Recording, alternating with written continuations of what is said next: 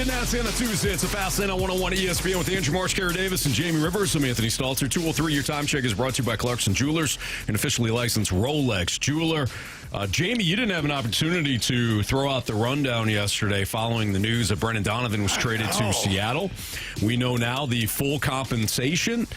Mariners get Brendan Donovan. Rays, who are the third team in this deal, they receive from Seattle Ben Williamson, a utility infielder, and the Cardinals receive Angelo Saga, the right-handed pitcher. Will focus primarily on right-handed, but he has thrown lefty too, but he's focusing on if you had a guy righty. like that in your rotation, you could pitch him almost every third day because he wouldn't need 5 days rest. He's using a different arm. You could.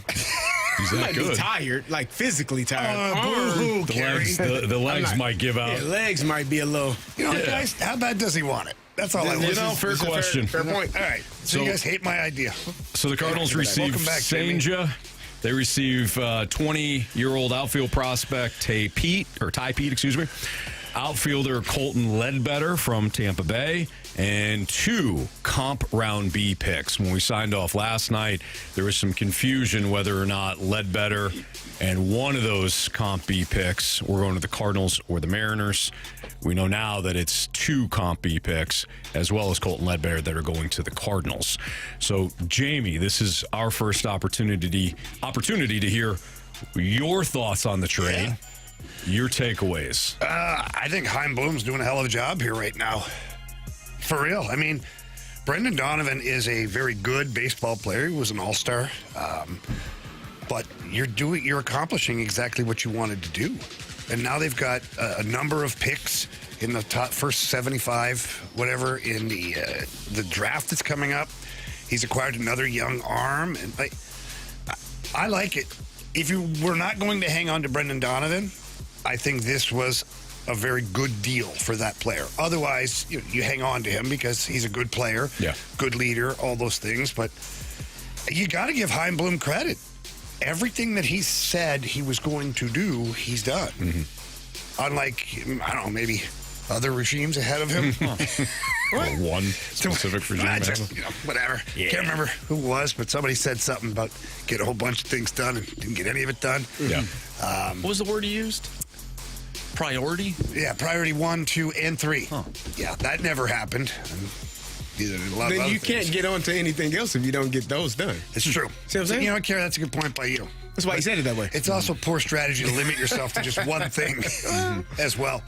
But no, I give thumbs up to this. Time will tell how these young guys play out and these draft picks and what they'll ultimately become. But the Cardinals just keep increasing their odds of building a good, young, competitive team in the years to come.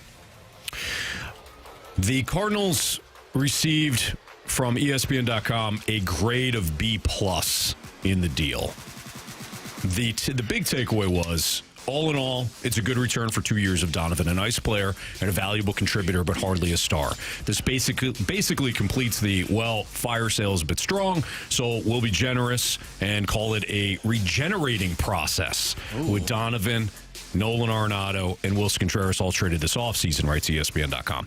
The only other players the Cardinals now have making above $5 million are Dustin May, who signed a 1-year deal with an option for the second. He signed for $12 million, and outfielder Lars Nootbaar, who's at $5.35 million.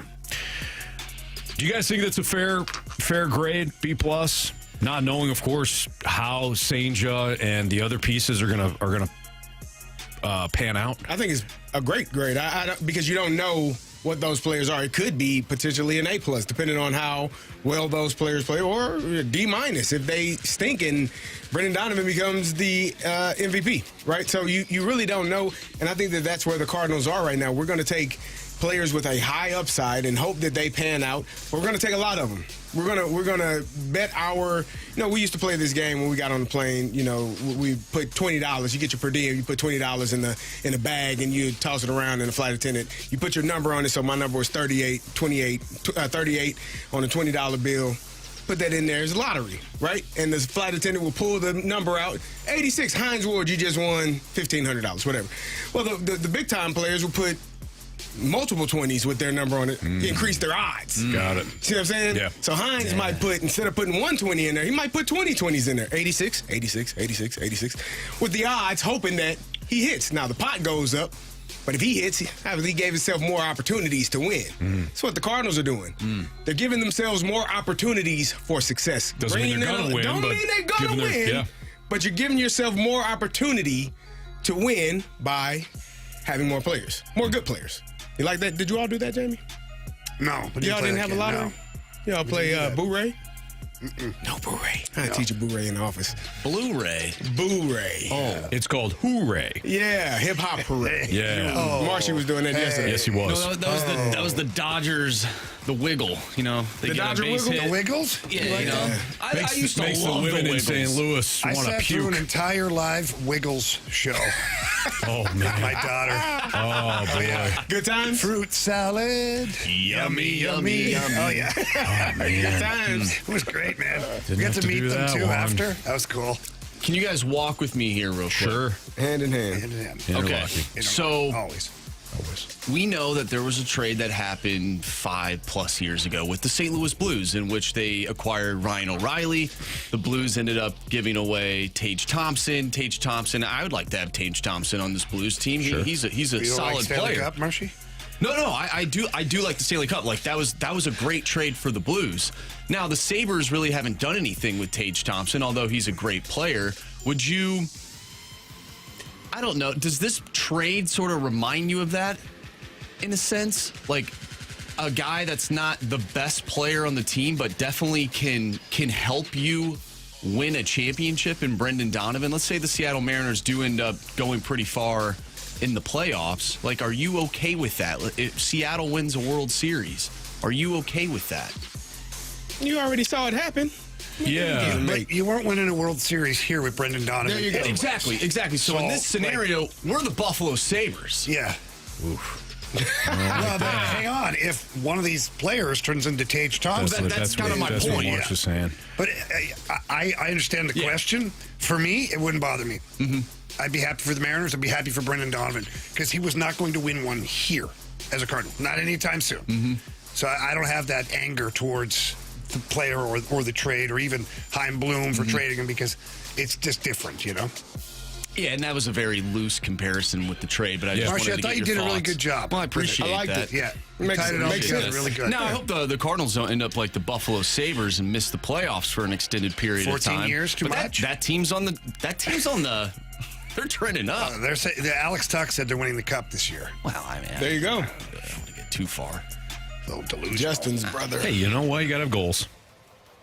Lots of goals. Yeah, Justin Tuck. Yeah. 5 goals. Different It's a spelling. 5 yeah. goals is sometimes Is not it? enough. Yeah. 5 feels like enough. Nah, Yeah. 6 is better. 5 is a lot, but 6 is better. 6 is better. Gary. Yeah. Good math. I don't know what you guys are referring to. You want to talk about it here?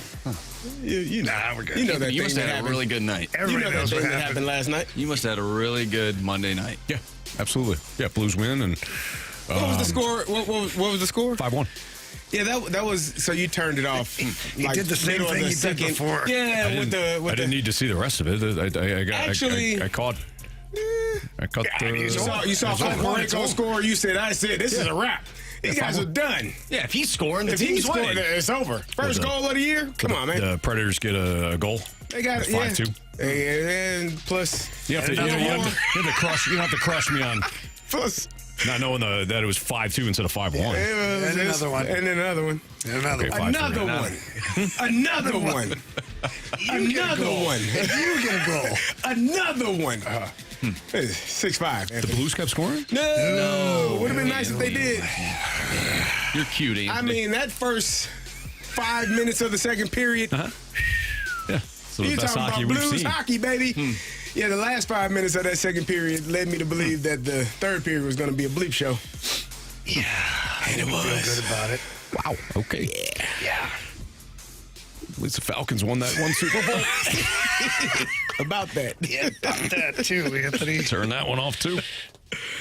You know, denial's not just a river in Egypt. Yeah.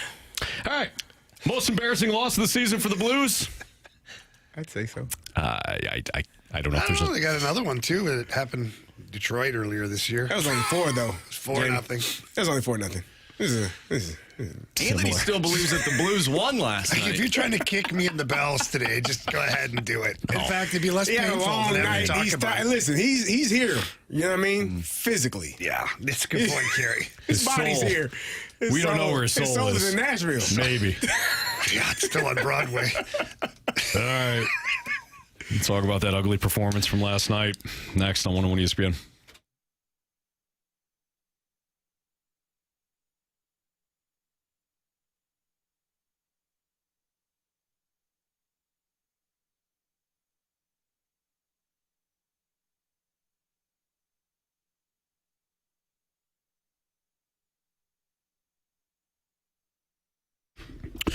Carey, as we get older, as you know, testosterone levels start to drop, and you never thought when you were younger that it was going to impact you. You heard other people maybe talk about it, but all of a sudden you experience the fatigue, you experience the low energy, you experience kind of the mood swings, and maybe you try different things, but eventually you take somebody's advice. I listen to Jamie. I know you listen to Jamie and I. We went to Mentality. Yeah, and it changes your life. It makes you, if you're tired of being exhausted, tired of, carrying around the extra pounds that you've been carrying around, like me, for a number of years, ready to remove it and get on from it, Mentality can help you. They can help you. They'll take your blood, figure out where you are, what numbers are going to get you going in the right direction, test your vitamin D, B12, all of those things. Make sure you're, as healthy as possible, and then get you on a program that will help you be as healthy as possible and be the best you. Yeah, so head down to one of the two locations, Chesterfield or South County. Tell them that CD and Anthony from 101 ESPN were talking about it, and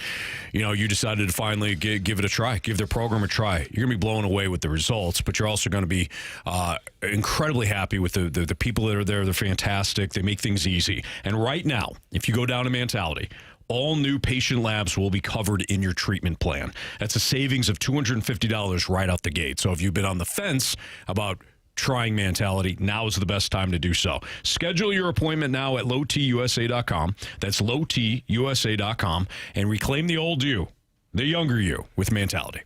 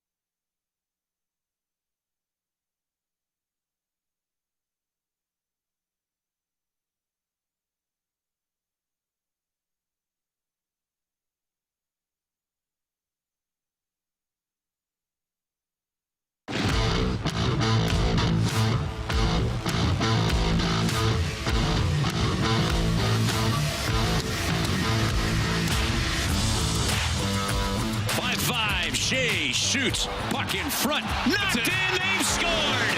It hits the ice. It rolls. It's Stamkos that put it in. Won the battle on Dvorsky. And the Predators lead 6-5. Yeah. Chris Kerber on the call last night. 5-1 lead. Never really felt like a knockout, which is weird to say when you're up 5-1. Redirections, deflections, bounces off skates, end boards, clearing attempt, ricocheting into the slot. I mean, just an absolute nightmare for the Blues. I don't know. I don't know how you guys feel, but did last night surprise you at all? At all? I mean, it surprised. It did. Well, yes, because as I said, you watch that first.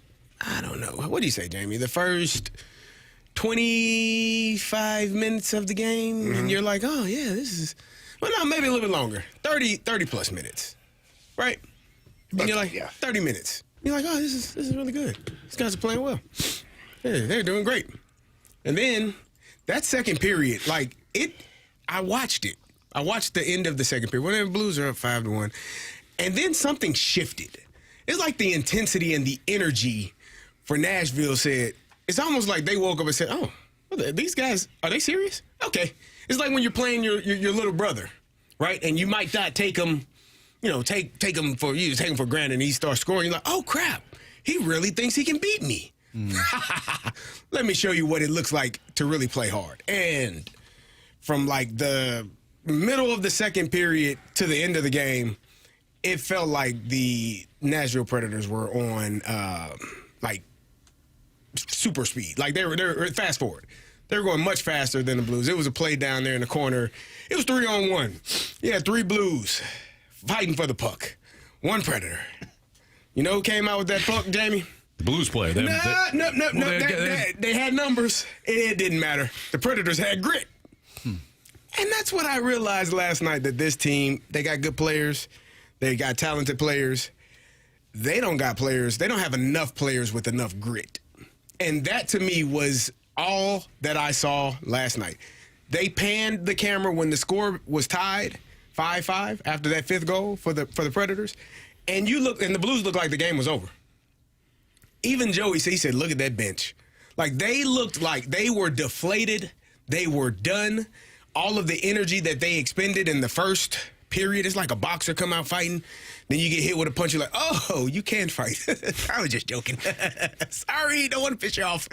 That's what it looked like. No grit, no fight, not enough toughness for the whole group. They got individual players that have those things, but as a whole, Anthony.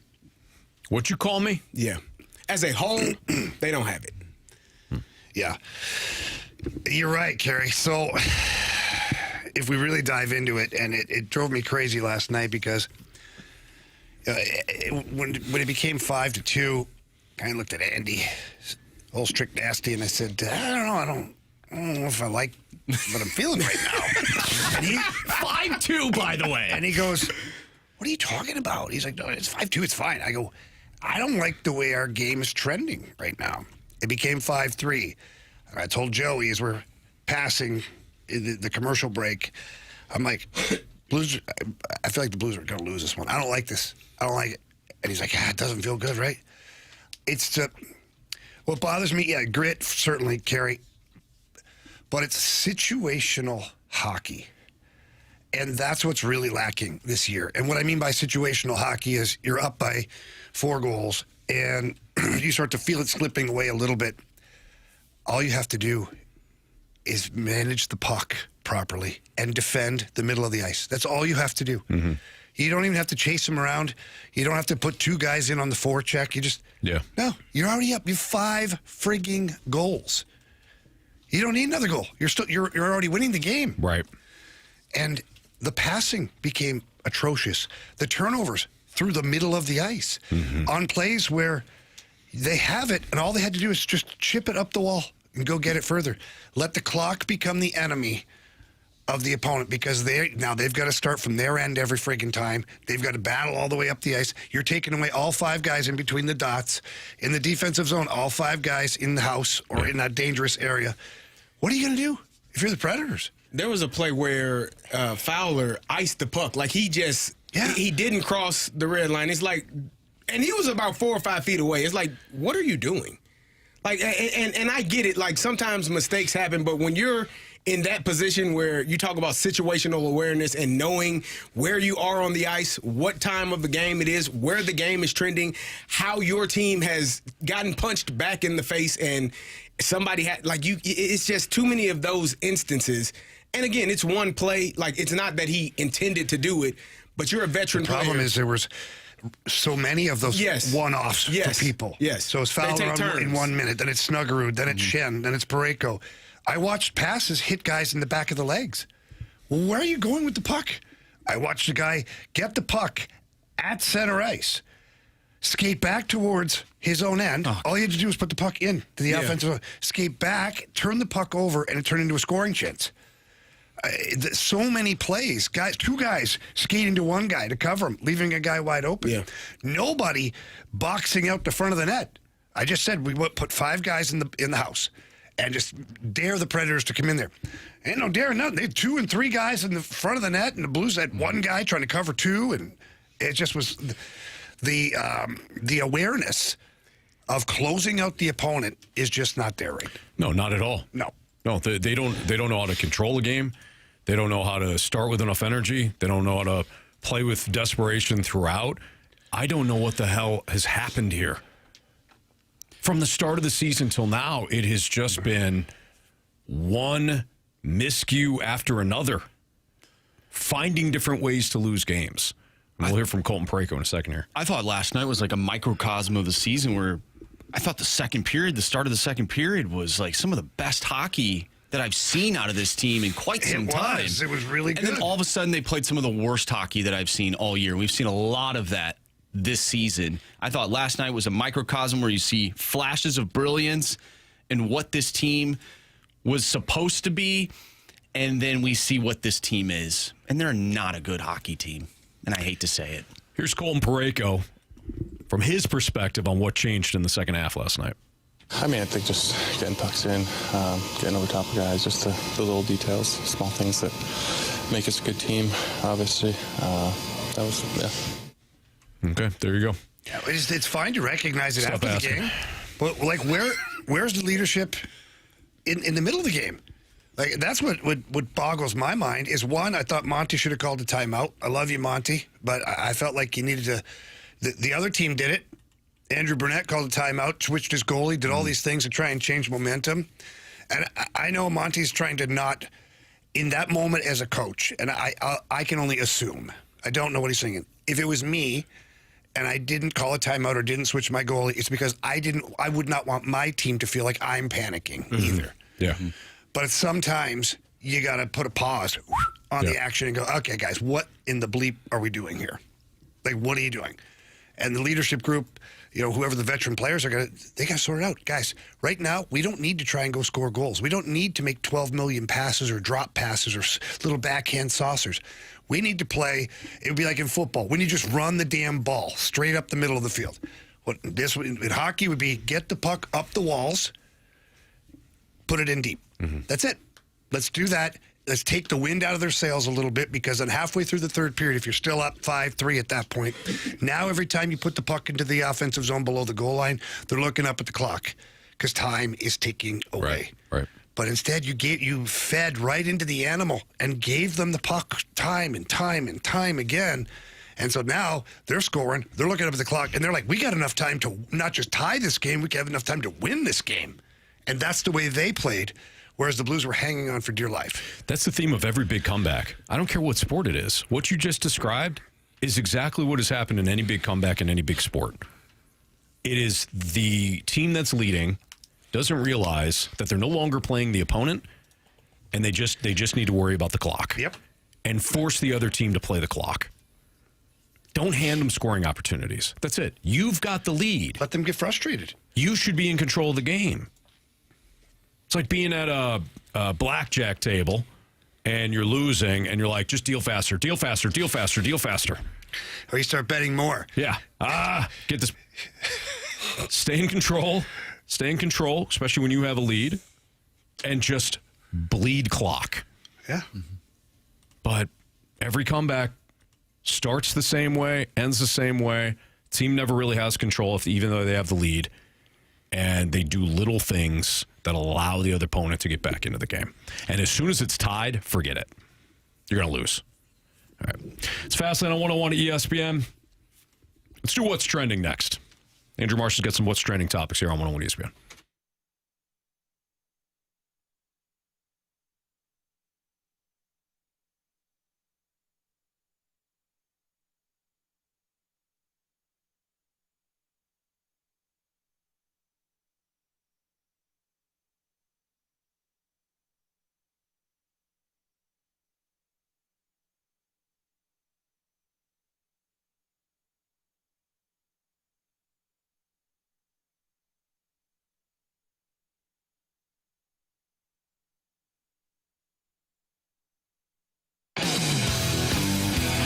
No matter what vehicle you are driving around in right now, my friends over at Pure Performance, they've got tons of accessories. In anything you want for whatever vehicle that you are driving, they've got it. And they also have tires for every single vehicle, not just the big oversized tires or the off-road tires.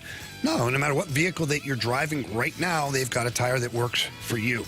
All you have to do for all of this stuff is get over to their warehouse. It is located in St. Peter's. Take the Cave Springs Boulevard exit, and it's right down on your left-hand side. Can't miss it. Walk in, ask for Shelby. Tell Shelby Jamie Rivers sent you in, and then tell her what you're looking to do. If it's looking at your tires, make sure that your tires are good, or if you need new tires, you can talk to her about that. Or if it's any kind of accessory that you want, maybe it's a lift kit, a leveling kit, maybe some running boards for your pickup truck or your SUV. Pure Performance has all of that right there in-house. A 25,000 square foot facility, and their technicians are amazing. And they also have a full-service garage. So while you're there, or even if you just want to take it there for a tune-up, get your headlights changed, wiper blades, no matter what you're looking for, Pure Performance can take care of it for you. All you got to do is pop by there and check it out. Or at least pop by online. Visit them at pureperformance.com. Again, that's pure, P-U-R, performance.com.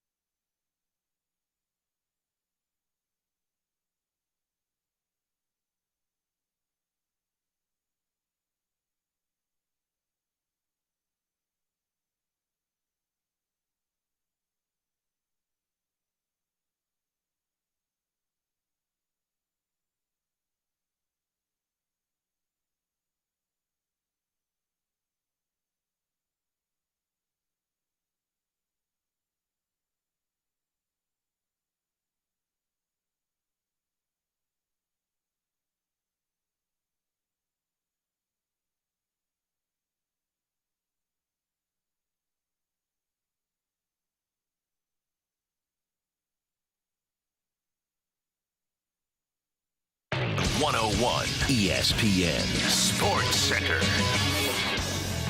I'm Andrew Marsh. It's time for a Sports Center update brought to you by Saliga Heating and Cooling. Yesterday, the Cardinals traded Brendan Donovan to the Seattle Mariners and involved a trade with the Cardinals, the Mariners, and the Tampa Bay Rays. The Cardinals received from the Mariners Jurangelo St. Ty Pete, a Comp B draft pick. They also received from the Tampa Bay Rays Colton Ledbetter and a Comp B draft pick. Brendan Donovan is now a Seattle Mariner. We just got done talking about the Blues. They were winning 5-1 last night, and then they lost 6-5 to the Nashville Predators. They'll be back in action tomorrow, taking on the Dallas Stars. Pregame starts at 7:30. Puck drop is at 8:30. And tonight on 101 ESPN, we'll have the NFL Pro Bowl games kickoff at 6:30. What's Trending is coming up next. I'm Andrew Marsh, and the Sports Center update is brought to you by Saliga Heating and Cooling, a Daikin heating and air conditioning dealer.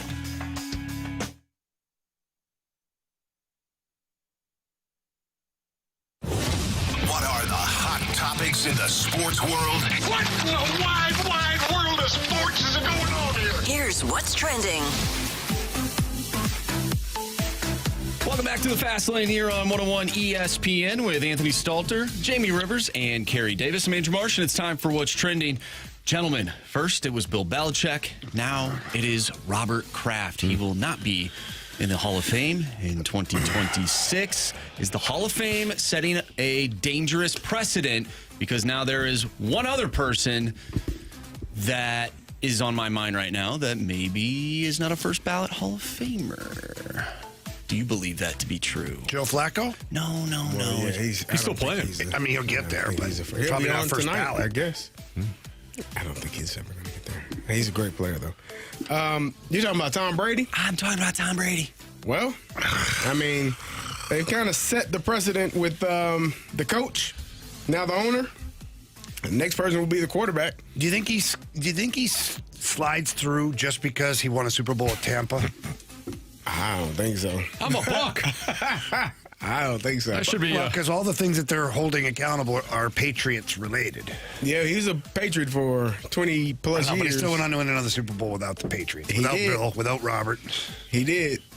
But, I mean, I find this very fascinating that they have used off-field indicators to decide whether or not what you've done on the field and, through, not on the field for Robert Kraft, but your team's play on the field. To being punished. To punish him, flat out. Like, it is clear. It is to the point. Mm-hmm. I mean, it's good that the other nominees are going to get in now. L.C. Greenwood, Roger Craig, and Ken Anderson. Mm-hmm. Like, that's awesome for them. It's great for them. I'd feel like deserving. Taking my jacket this should be like, ain't nobody talking about me being in here. They're talking about who's not in here. If I would assume that those three got in since the other two didn't. But man, this is kind of wild. I think Tom Brady will still get in. First ballot? Yep. If he's not, then don't you have to do the same for every single Patriot that played under in that era? I mean, who else is it? There isn't anyone really. Richard Seymour. He's already in. Like I told you, he should be out then. Take back his jacket. Gronk, maybe. I mean, Gronk's a Hall of Famer. I think Gronk came after kind of the nonsense that they speak of. He might have been there for Deflategate. I think he was there for Deflategate, but he wasn't there for Spygate. I'm just saying, if you're going to set this precedent, Gronk, in fairness to Gronk never had any off-field issues. Like Tom Brady, you could say, okay, it was him. He broke his phone. He didn't want them going through his phone. He didn't return it. He broke it. He didn't want anyone to even go through the damn phone. I don't even have this phone anymore, right? Because he was actually the one that was sending the messages about deflating the footballs. Mm-hmm. Bill, allegedly, we say allegedly here, Bill was the one allegedly that had them spying on the Rams and taping their plays and knowing plays that they had never run before. This is what the Rams felt, and they knew exactly what was going on. So you look at that and say, okay, you got those two instances, and Robert Kraft, you're the owner. So everything that happens in your organization falls under your umbrella. Good, bad, or indifferent. So you're at fault despite maybe you knew, maybe you didn't know, but it's still your organization. So those three are complicit in everything in some form or fashion that took place. Gronk, in my opinion, would not fall under that umbrella. All Gronk did was catch touchdowns and spike balls as hard as possible. Like he was the best tight end during his period, no questions asked. So I don't think Gronk would fall into whatever these other two for sure, and potentially Tom Brady have. I don't think he would fall into that. I just don't like the look of it all, man. I agree. It seems very spiteful, and the fact that that some of the things you're saying, Carey, like the away from the field stuff. Like, what are we doing? I don't agree. No, with I'm it. not saying you agree. I just think that there's a very dangerous precedent that's being set. It was set with Terrell Owens, though. They did the same thing with Terrell Owens. Terrell Owens is a first ballot Hall of Famer, and he did not get in. It was egregious when it happened to him. It was unfair. Terrell Owens had no issues. People talk about, he was lifting weights in his driveway when he was holding out, like lifting weights in the driveway. This guy, he got 55 people outside his house. Well, what the hell you want? I'm gonna come outside and talk to you. Isn't a crime. It's not. So he was held out of the Hall of Fame in the first ballot sense, and this is kind of what they do. I don't think it's right, though. It's a joke. It's a bad look for the NFL. It's a bad look for the Hall of Fame. I agree wholeheartedly. It is flat out. Do we like you or not? It's a popularity. And they're going to punish. They're going to punish Kraft. They're going to punish Belichick. I agree. They probably won't punish Brady, but you've at least opened up the possibility. You've opened up the door to have people discuss it. Well, yeah, and the ramifications, not only does it affect them, but it affects other people as well who didn't have the accomplishments that they had. So now maybe they have to wait another year. Sure. So it's a bad look. Yeah, it's just silly all around. Also, if you're going to look at other teams' plays before Super Bowl, make sure it's on like TV, much like Jimmy Johnson saw the Buffalo Bills running a play that they had never run before. Sure. The inside pitch. Just make sure it's on practice your footage. local TVs. Yeah, man. Will, it's one of those things where it's like we can all agree it's bogus. It's not right, but we know why. We know they're just flat out gonna punish these guys because they don't like them.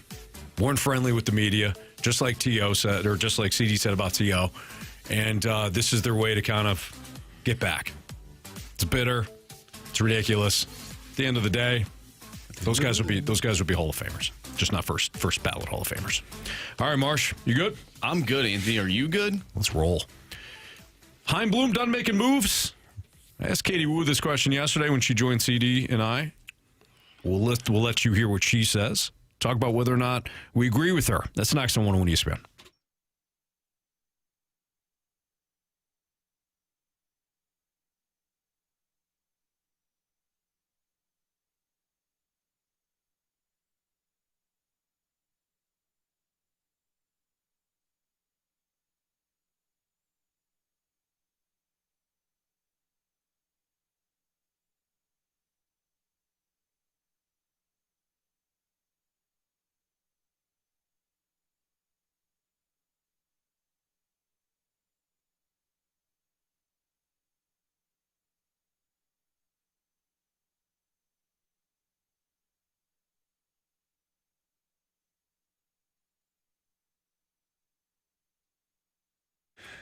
Well, the big game coming up on Sunday, and my friends over at Circa Sports got a lot of great things going on. They've got a massive betting menu for that game. The Circa Sports has you covered from player props to game scenarios, including their fan favorite Circa Squares menu. So instead of picking your big game squares randomly, you choose your numbers and you place your bets. It really is an awesome game, especially for Sunday's big old matchup. And you can also download the app for Circa Sports. Go to the App Store or the Google Play Store. Punch in Circa Sports And then make sure you click on the white logo. That's the one that is here for the state of Missouri. Click on that, and then away you go. You're ready to start using your app daily. And you can see great money line splits, and you've got the parlays as well. If you're looking at a good parlay for tonight, I personally like the Anaheim Ducks on the money line, -135. Also like the Florida Panthers on the money line at -148. And I like the Islanders at -112. Put those three together over at Circa Sports. You're going to get paid out because they do have the best odds of any app that is out there. So please don't miss out on any of the action. Download that Circa Sports app and bet like a pro today. That's Circa Sports at circasports.com. Must be 21 or older. Gambling problem? Call 1-800-GAMBLER.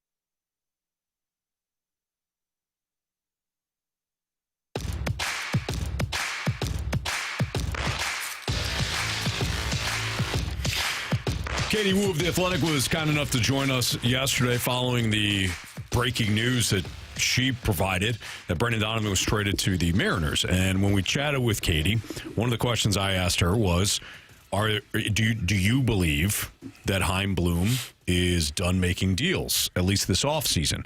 Here's what Katie Wu had to say.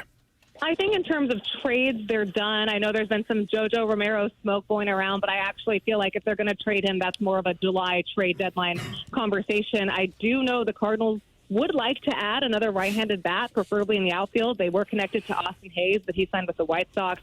Harrison Bader joined the Giants, so the options are dwindling. But in a perfect world, they would add one more free agent. It remains to be seen who is out there. Miguel Andujar, they've had some conversations with and some preliminary interest.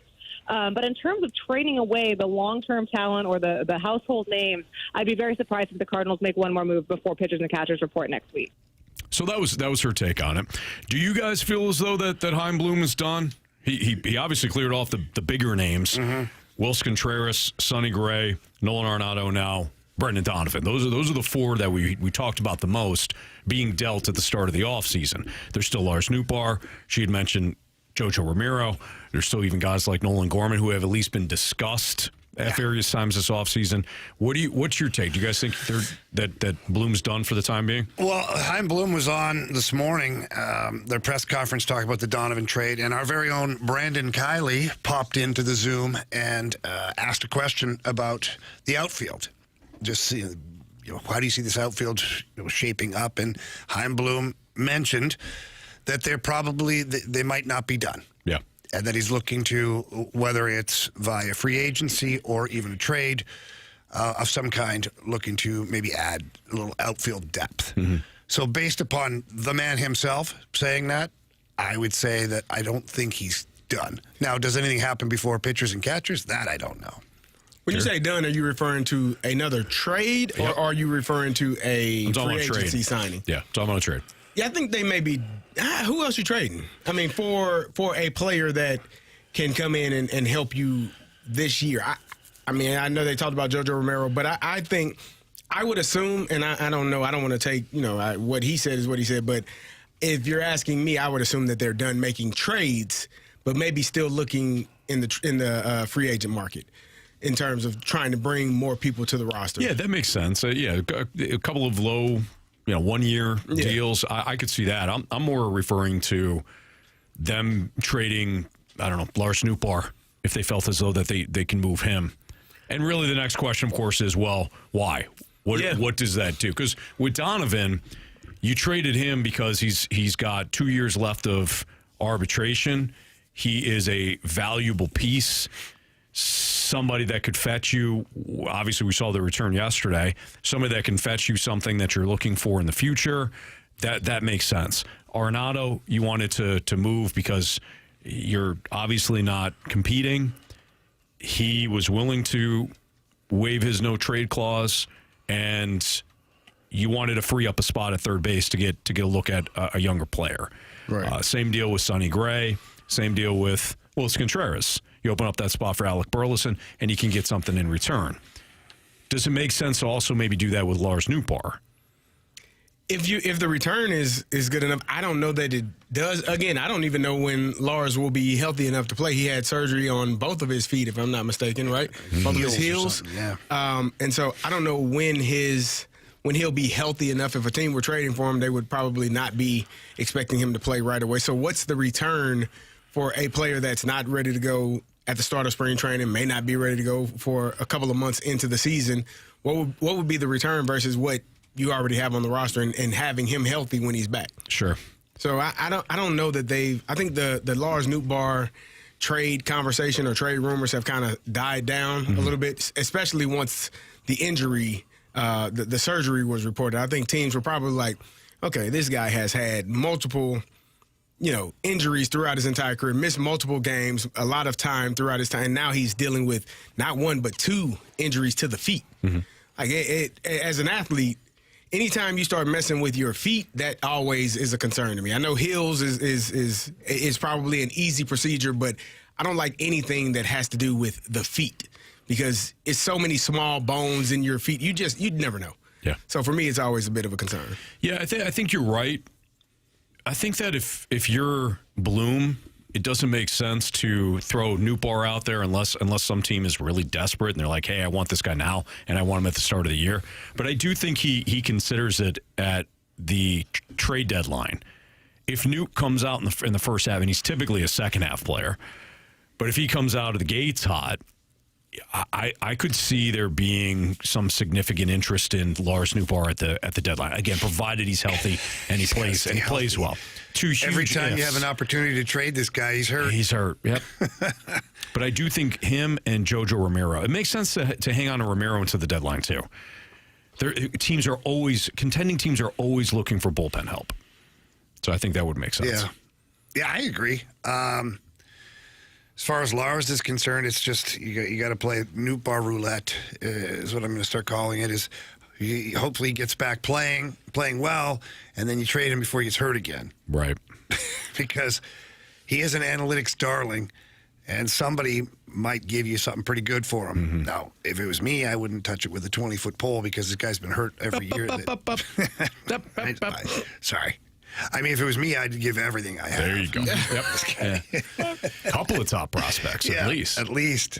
You know, in the past, we've scoffed at the idea of veteran leadership, right? I almost feel like we get nauseous thinking about that. But when you look at this roster now that we've had multiple conversations about it, the downside of trading Brendan Donovan, and with this team being so young, like, do the Cardinals need to get some sort of veteran presence, even if it's like a pitcher or just a dude to sit on the bench for half the season? What do you guys think? I think the Marsh's question is really good. I don't know if I'm the best person to answer that. Let's go to the two people that played professionally. Do you think as though, do you feel as though, do you believe that if you got a really young team like the Cardinals have, that it makes sense to bring in some veteran presence, knowing, of course, that they're the right veteran to provide some leadership, or does that matter? Is it overstated? I think it's overstated, especially coming from outside of the organization to a team full of young players. They don't know him. He doesn't know them. If it's somebody that's been there, I think it makes more sense. But if it's somebody if you just expect veteran player X to come into a clubhouse or to a locker room and say, hey, guys, I'm the new vet, follow me. I don't give a damn who you are. I don't know you. Like, it doesn't work like that. It's not plug and play in terms of this guy's the vet, we're going to follow him. Yeah, in theory, it sounds good, but the person that the team, and I said this yesterday, Jamie, the person that the team is going to follow is the person that shows up to work and works their butt off every day. Maybe or maybe not is vocal in terms of, hey, this is what we need. Fellas, let's go do. Hey, remember, we got to lock in and do this. That's the person that generally is the person that the team follows. And it's not always the superstar player. But if it is the superstar player, I think it makes it that much better. Yeah, Carey brings up a good point. If you bringing in an outsider, what does this guy know about the team except for what he's read or heard? Sure. He hasn't walked a mile wearing the Cardinals uniform. So maybe if it's I thought Harrison Bader was an interesting possibility because obviously a former Cardinal. He's turned into a good leader, is what I'm hearing. They talk about him.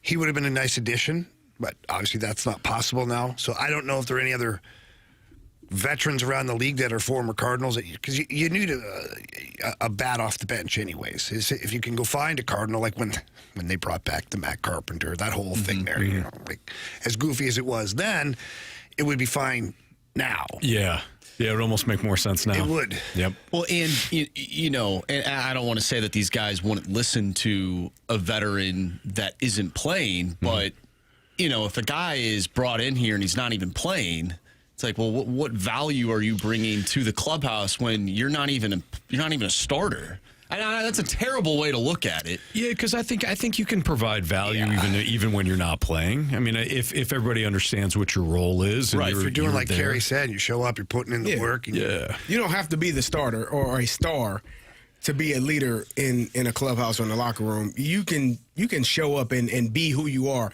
Yeah. I just think for someone from the outside, somebody that's been watching and again, it might depend on who it is, but I think that player, if he comes in with the mindset, well, they hired me to get you guys in shape, I don't think that plays well in the locker room. If he comes in and is one of the guys and then eventually kind of leans into that leadership role, I think that makes more sense. But it's not I played X number of years over here in this organization, and this is what that doesn't play. Yeah, what you're doing, Marsh, is you're showing some role player-ism right now. You know what I mean? Me? Yeah. What? It's a bad attitude, really. Well, You've got an issue with role players, is what I'm trying to say. Not at all. Okay? There's some. Don't be putting that. We've seen some ageism. You've got some role playerism. Carey. Wow. I think role players are very valuable. There's a lot of value in role playing. That's not what we're hearing. Very valuable in role playing. Yeah, for sure. Yeah. And it keeps things fresh. It keeps everybody on the right track. Yeah. Times, Keeps you alive. March, you had another comment? No, I don't even know how to follow up with what just transpired. So I'm going to go ahead and turn my mic off. You're the one who brought it up. You said it. Jeez, Marshy. You said it. Again, I'm going to go ahead and... It's very important. I did. I agree. I did. You know what? I did. Way to take accountability. I did do that. I did say that. And you know what? I'll be honest. I said it on purpose. There you go. Yeah, you I did. said it on purpose. Mm-hmm. Speaking of Marsh, he's got a question for us on these two Super Bowl teams. We'll get to that next on 101 ESPN.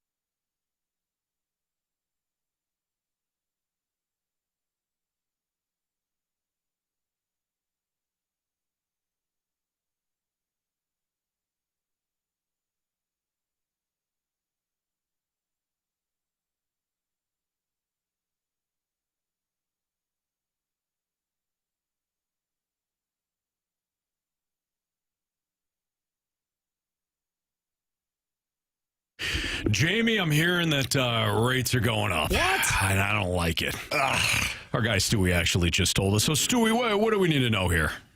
You know, this is an important conversation that we've had with many customers, and they keep saying, you know what, I'm going to wait till the Federal Reserve guy comes in, the new guy, and maybe rates are going to go down. Maybe I should wait to refinance. Very, very risky. The rates have ticked up a little bit. The guy that's replacing Powell for the Federal Reserve Chief is somewhat friendly to interest rates, but not as much as everybody thought they would be. And this is also causing a lot of tension in the markets. Iran, Greenland, all these things are putting pressure on the bond market. We may see interest rates continue to rise versus drop back. So what does that mean for you? That means don't wait on the sidelines. Don't say later on I'll refinance. Refinance now with the bagel loan. There's no closing costs. So you have nothing to lose.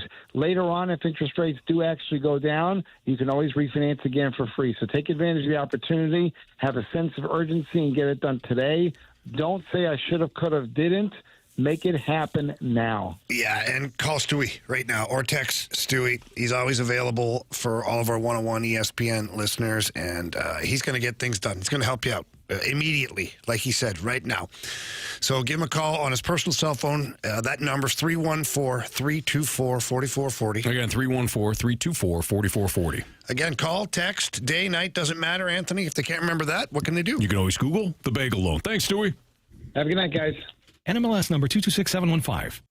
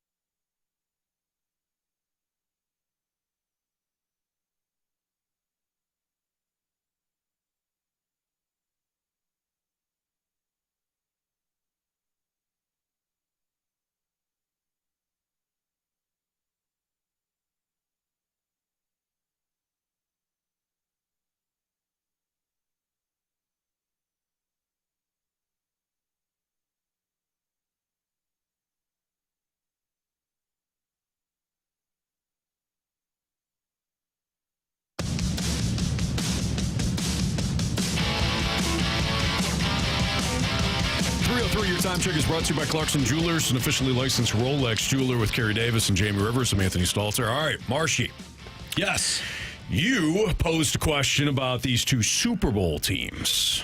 I certainly did, Anthony. Would you like to know that question? I would.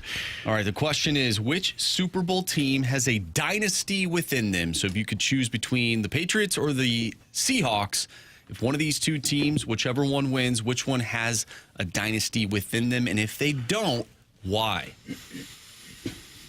I say neither. I was going to say, is it just A or B, or do you have like C as in neither, D, both? I know you like not picking one or the other, so I did offer option C, which is neither of them. Now I'm going with C. C for me as well. So it's Seattle, New England, or no? Neither. Yeah. Or you can go with both. Yeah, no, I'll go with C. No. Yeah. Yeah, no faith in his Patriots. None. No, you guys have been telling me for I don't know how many weeks now that this had weakest schedule, and it's just they're smoke and mirrors, and they have no chance to win the Super Bowl. So, oh, you'll see on Sunday. Mm-hmm. Oh, you'll see. I know. Anthony gets it. Well, I'm just happy they made the final. That's it. I'm just happy. Yeah, that's good. Doesn't sound like you, but yeah, okay. Now, I don't think either team has dynasty qualities. I mean, dynasties. Let's define dynasty. 3 and 5, right? 3 wins in 5? 3 championships within 5 years. I'm okay with that. Yeah. That's a dynasty in my opinion. Now, you can have separate dynasties, like the Patriots had multiple different dynasties, mini dynasties, and then, of course, you had the whole, under Robert Kraft and Bill Belichick and Tom Brady, you had the big dynasty. Yeah, Spurs, absolutely. I don't see either of these teams being able to win 3 within 5 years. Seattle is actually going to be tougher, I think, than New England, because Sam Darnold's. Do we all think that Sam Darnold suddenly, while proving that he is more than capable of leading a team up, we're not going to. He's never going to be in the category of Patrick Mahomes or Tom Brady or any of these big time quarterbacks, right? No. Okay. Could Drake May be a top 5 quarterback in the league for a sustained period? Maybe. Possibly. So I think it's actually more likely the Patriots would become the dynasty than Seattle. But again, I don't see either of these teams. Who do the Patriots have? Winning 3 of the 5. Who do they really have on that team? Well, the counter to that, and you're right, the counter to that would be this is Vrabel's first year with them. Mm-hmm. And this could be their worst This team. could be their worst team. Could be. But he's also spent a record number of guaranteed money as well to put this team together. He had 30 new guys on the team that weren't there last year. I don't know how sustainable that is, trying to do that year after year after year. Mm-hmm. At some point, you hit the salary cap ceiling, and you get what you get at that point. Sure. So I'm not saying he can't, and I'm not saying they won't. It's just, for me, I think it's unlikely. Mm-hmm. Do you guys think this is a one-off Super Bowl then? For both teams? Or do you think this Super Bowl could be like what the Baltimore Ravens, San Francisco 49ers Super Bowl was, where both teams were still competitive within that time frame, but they, only really went to one Super Bowl during that stretch? I think it's more likely that these two teams or this Super Bowl falls into what you just described. Mm-hmm. Yes. If Seattle wins, I think they're a one-off. Doesn't mean they're a one-hit wonder. They don't make even the playoffs next year. But I think it's going to be difficult without having one of those generational talents to turn into a dynasty. Well, Seattle is also in a difficult division. They are, certainly. But if we look back to 2000, the Patriots are the exception, right? The Steelers won a lot. You guys won a lot in that time frame. Mm-hmm. You never became a dynasty. They came close. They went to 3 Super Bowls in 6 years. You won in 05, 08, and then got back in 2010. So that's a 6 year. 6 years? You're close. Close. Mm-hmm. So, okay, prove my point. You guys are really close and still didn't become a dynasty. Correct. I would agree with that. So I don't know if I can say, well, Sam Darnold Seahawks are about to become a dynasty. That's tough, man. Oh, so how much more difficult is it for an NFL team when they have a really good defense and then they have to start paying those guys on defense as opposed to putting that money and allocating it towards their offense? Yeah, great point. Look no further than the previous Seattle Seahawks. We all thought the Legion of Boom was going to be a dynasty. I know I did. I'm like, this defense is going to be disgusting for years to come. And maybe if they hand the ball off to Marshawn Lynch and win against New England, maybe they don't fall apart as quickly. But that really had to do, I know there was kind of the inner fracture of, Russell Wilson and the Seahawks kind of turning more toward him and all that. But if you win that Super Bowl, I think it's more likely that they get back. Yeah. And they overcome maybe some of that dysfunction. Kind of fell apart after that. They did. Yeah. And a lot of that had to do to what? You're paying everybody. Yeah. In a salary cap sport, I think that is the biggest cause of teams not cashing in on their window. Just not enough money to go around for really good players. No. So if you play your quarterback, then you have to be able to hit on your draft picks. Like the draft picks that you do draft, because they're not going to be quarterbacks, obviously. Right. They got to be guys that are coming in and ready to play right away. Yep. To help your team, because they're still not getting paid a lot. They got 4 or 5 years before you have to pay them. Mm-hmm. So you got to have really good players to add to that quarterback, or have a really good team with a quarterback on a rookie deal, and that's the time you win it. Right. But either one of those situations, you got to hit on the draft pick, like whether it's the quarterback or sign. And I will say this.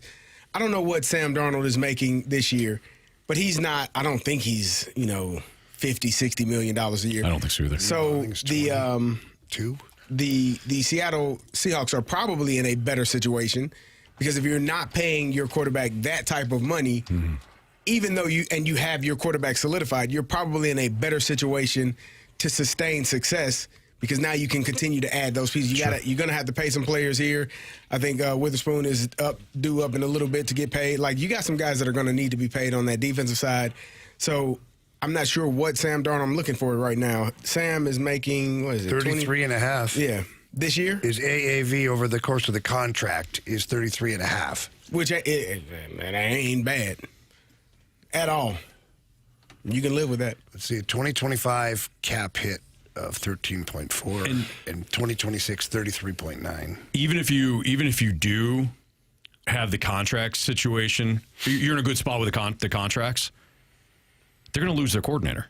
They're going to lose Clint Kubiak. Yeah, and we saw what happened with the Eagles when that happened. So even if you're, hey, we're in good shape from a roster standpoint, like the Eagles or the Seahawks, you start losing coordinators.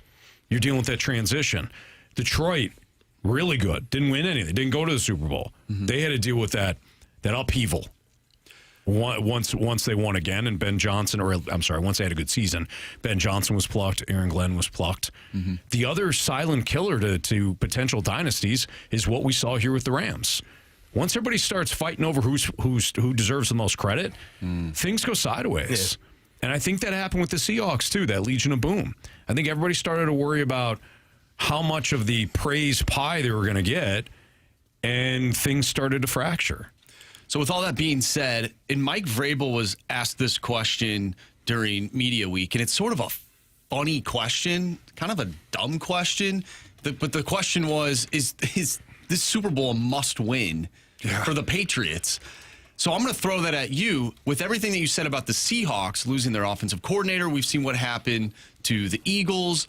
Now, they were able to get back, but last year, but then this year it was a little bit different. Does this sort of feel like a must-win for Seattle with their future as opposed to New England? I would say yes, because of the ages of the quarterback. Yeah. Of course, you could make the argument that at some point Drake May is going to get paid within the next couple of years, so you're in it now. It's hard to win, man. Yeah. It's hard to win a Super Bowl. It is kind of a weird question, but I mean, Carey, you wouldn't know, but it is. It's hard. So I've been told. Very hard. Yeah. But let me ask you this, though, real quick: is the future of the NFL continuing to find ways not to pay the quarterback? Because it seems like any time that the quarterback gets paid, the following years to come, that team has a really hard time building a winning team because they've got so much money committed to one player. Yeah, it's difficult. I don't know how you get around that. Like, I'm not saying it's automatic that it's going to be, but you look at a lot of the teams, like even Patrick Mahomes right now, and he's not even like way up there, but what they can't surround him with guys because he got paid, and a couple other guys get paid too, but not just your quarterback is going to cost you a lot of money. Each team's going to have a few guys that are up there in salary. So our teams now, should the focus be to build a really good team and then go find or draft that young quarterback, like in reverse, as to find the quarterback first? That's what Ben said the other day. Yeah, and I thought he was drunk when he said it. I did too. So I didn't think he was drunk. I just thought I didn't agree with it. You drunk now, Jamie? Probably a little buzzed. Sure.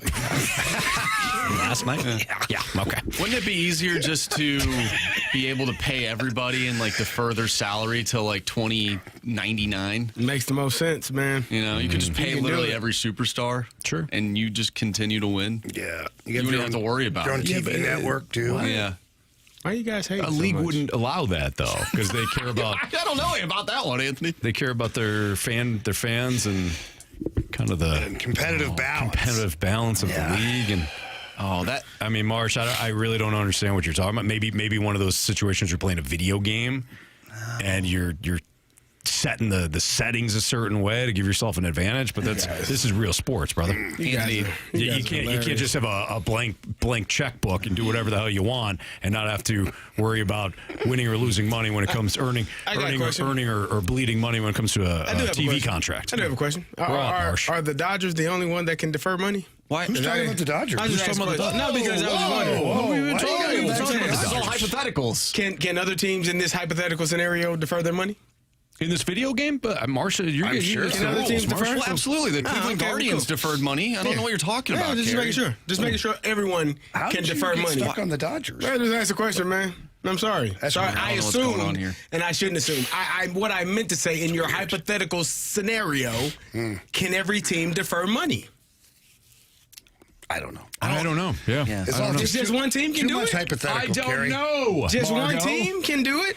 Because then that's unfair. But what if one team's the only one wanting to But do it? what if all the teams could do it? In this hypothetical scenario, does Yeah. one team have a sweet ass deal? That, In this involves hypothetical scenario, TV money, they can just get and not lose. everyone defer money? I don't know. Okay, then we need to find that out first. I don't like your attitude right now. We're moving on. It's bad. Yeah, Jamie just got back from Nashville. He's a barely little here. tired, Yeah. maybe a little buzzed. Okay, and he's gonna sit next to you with this crap. Exactly. I had a terrible night last night. Yeah, terrible night. We all did. He had a half a terrible night last night. And now, you got this stuff from Carey. The first half was bad. From the second 7 half to 10 o'clock. Just a terrible time. But kind of a tale of three different nights, really. It's a really good night, then a really bad night, then a really good night. There you go. Really Salvaged bad it. morning. Sports Six Pack is next. If you got a question for us, 314-399-9646 is the Air Comfort Service text line. Sports Six Pack, part 1 next.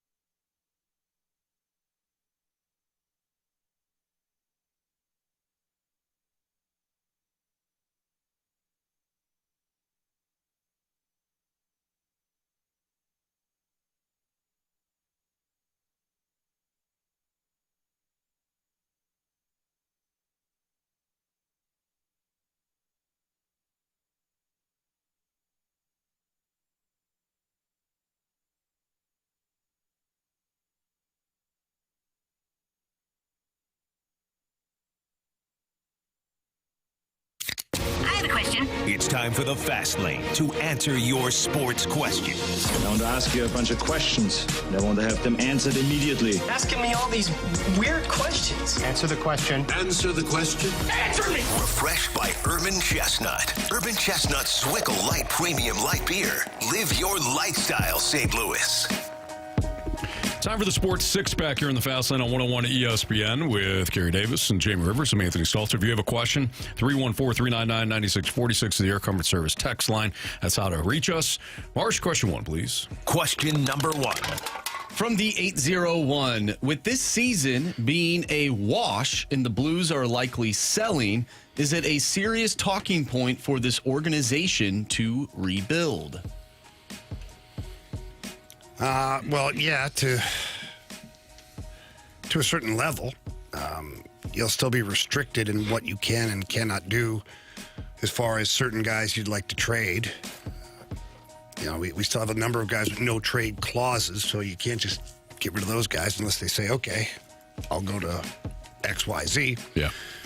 But I think it's inevitable now that, you're looking at players, you're looking at like a Justin Falk, you're looking at Jordan Binnington, you're looking at a Braden Shen, you're looking at Oscar Sundqvist. Like, I hate to talk about that stuff. I hate to say that it's time to do that, but if you're Army and Steiner, your path to contention is not next year either. Like, it's not going to bring you to like, oh, next year we're going to contend for a cup. Right. You're still a couple of years away, and if that's the case, I think Justin Falk has one more year after this year. I believe. I'll double check that. I know that is the case for Jordan Binnington. That he's got this year and next year, so it's probably the best time to move a player of that caliber. And then let's see what the captain here. Well, Braden Shen has 2 more years after this year, and Justin Falk would have 1 more. So I think Justin Falk will probably be the first move that Army makes. He's got a modified no trade. I think it's like 14 or 15 teams or something like that. Mm-hmm. So, and then from there, who knows? I mean, then you look at Jordan Binnington, you look at some of the other players, and I mean, you almost have no choice but to do it at this point. Do you think, looking back on it, it was a bad idea to trade away Ryan O'Reilly?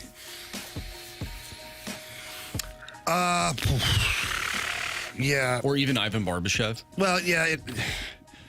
The plan, from what I understand, was that Barbie was going to be traded and then look to re-sign with the Blues in the offseason. Mm-hmm. But he went to Vegas and fell in love with that team. And won a cup. That changes things a little bit. Changed things a little bit, yeah. And he was playing first line with Jack Eichel, so that certainly changes things too. Ryan O'Reilly, that's a tough one to really say yes or no on. He's had okay seasons. This year he's playing very well. This year he's back to what I would call Ryan O'Reilly numbers in hockey. I forget, what did we get for Ryan O'Reilly in that trade? Oh, wow.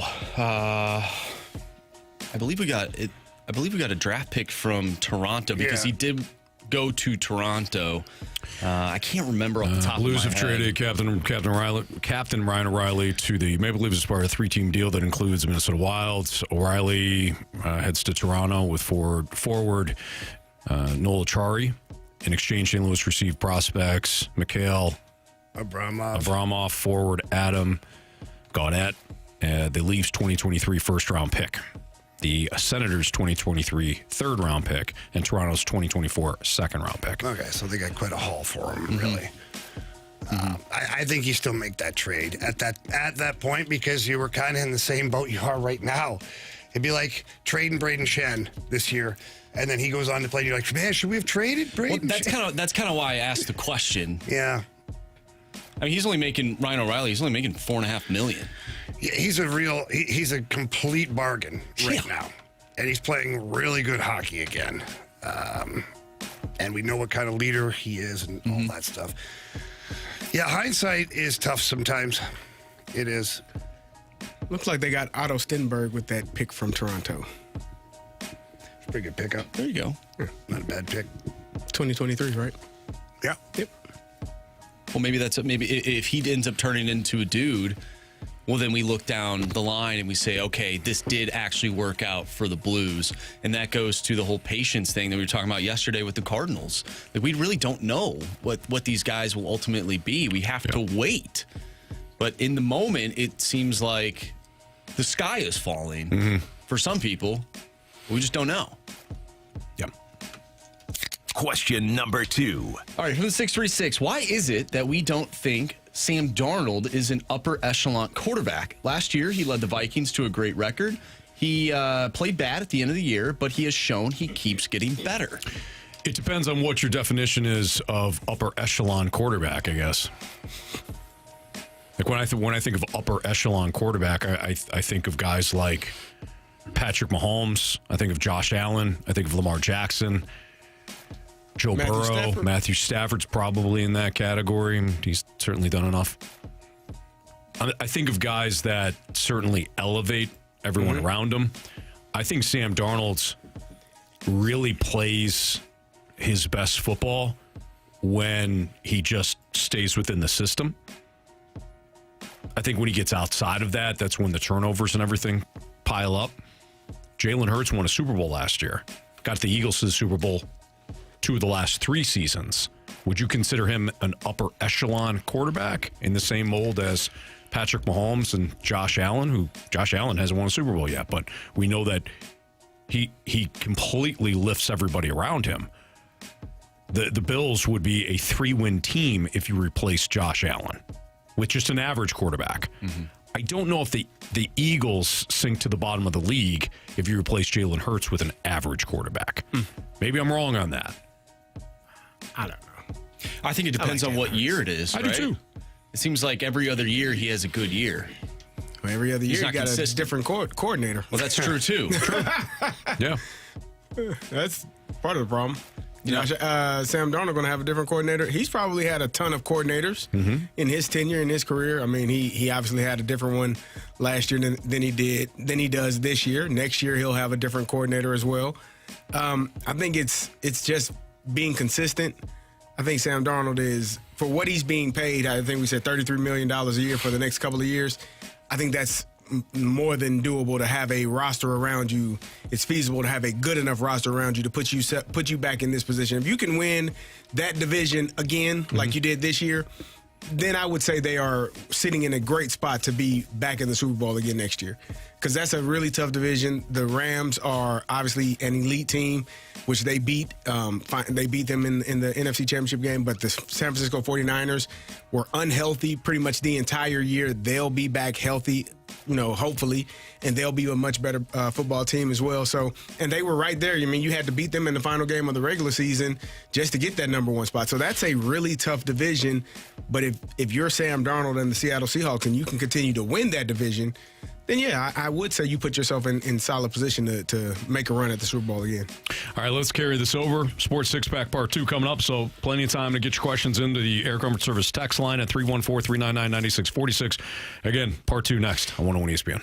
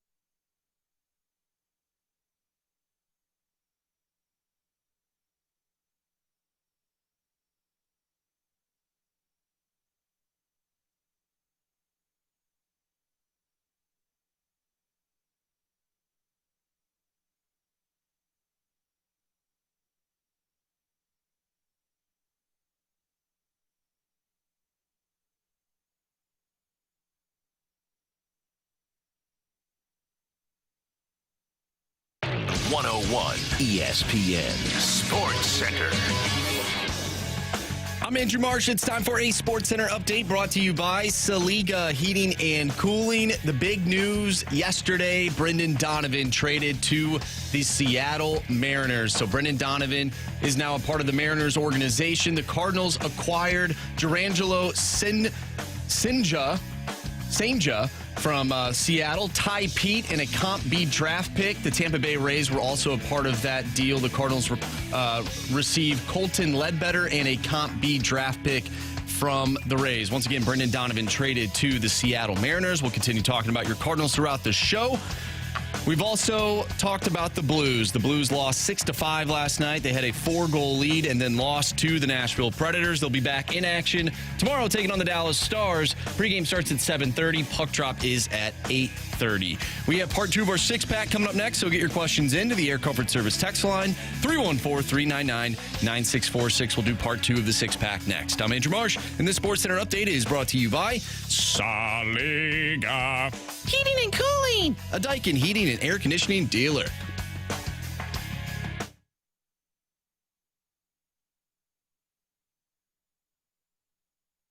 I have a question. It's time for the Fast Lane to answer your sports questions. I want to ask you a bunch of questions, and I want to have them answered immediately. Asking me all these weird questions. Answer the question. Answer the question. Answer me! Refreshed by Urban Chestnut. Urban Chestnut Swickle Light Premium Light Beer. Live your lifestyle, St. Louis.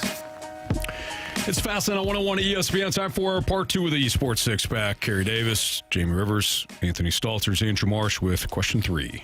Question number 3. From the 314, is there any chance the Cardinals would sign Framber Valdez, Zach Gallen, or Lucas Giolito to give depth to the starting rotation? I feel like people are not going near Framber Valdez with a 20-foot pole right now. Mm-hmm. I mean, it was a bad look on him last year, and you know that's a situation that was outwardly visible. Yeah, you wonder what's going on in the clubhouse or what kind of a teammate he is. I don't know. I have never heard anything or read anything, but I'm reading things now where people are definitely associating the fact that teams are staying away because they may not think he's great for the team. He's not a great dude. That's what they're saying. I don't know. So I think he's caused his own problems there. I don't know if the Cardinals. I don't know if that's what you want around a bunch of young players. You just talked about having some veteran leadership, huh? You call that leadership, Carey? Yeah, veteran. You call it something. You got a little veteran. No. Right, Anthony? No? Okay. I don't know why. I mean, what's wrong with him? There's plenty. He crossed up. He's the one that he's the one that threw it. Oh, he hit his catcher in the chest. 96 miles per hour. Yeah. He was pissed off. Yeah. Good guy, Carey. Because he gave up a grand slam to Trent Grisham, and all of a sudden he's like, you know what? It's my catcher's fault.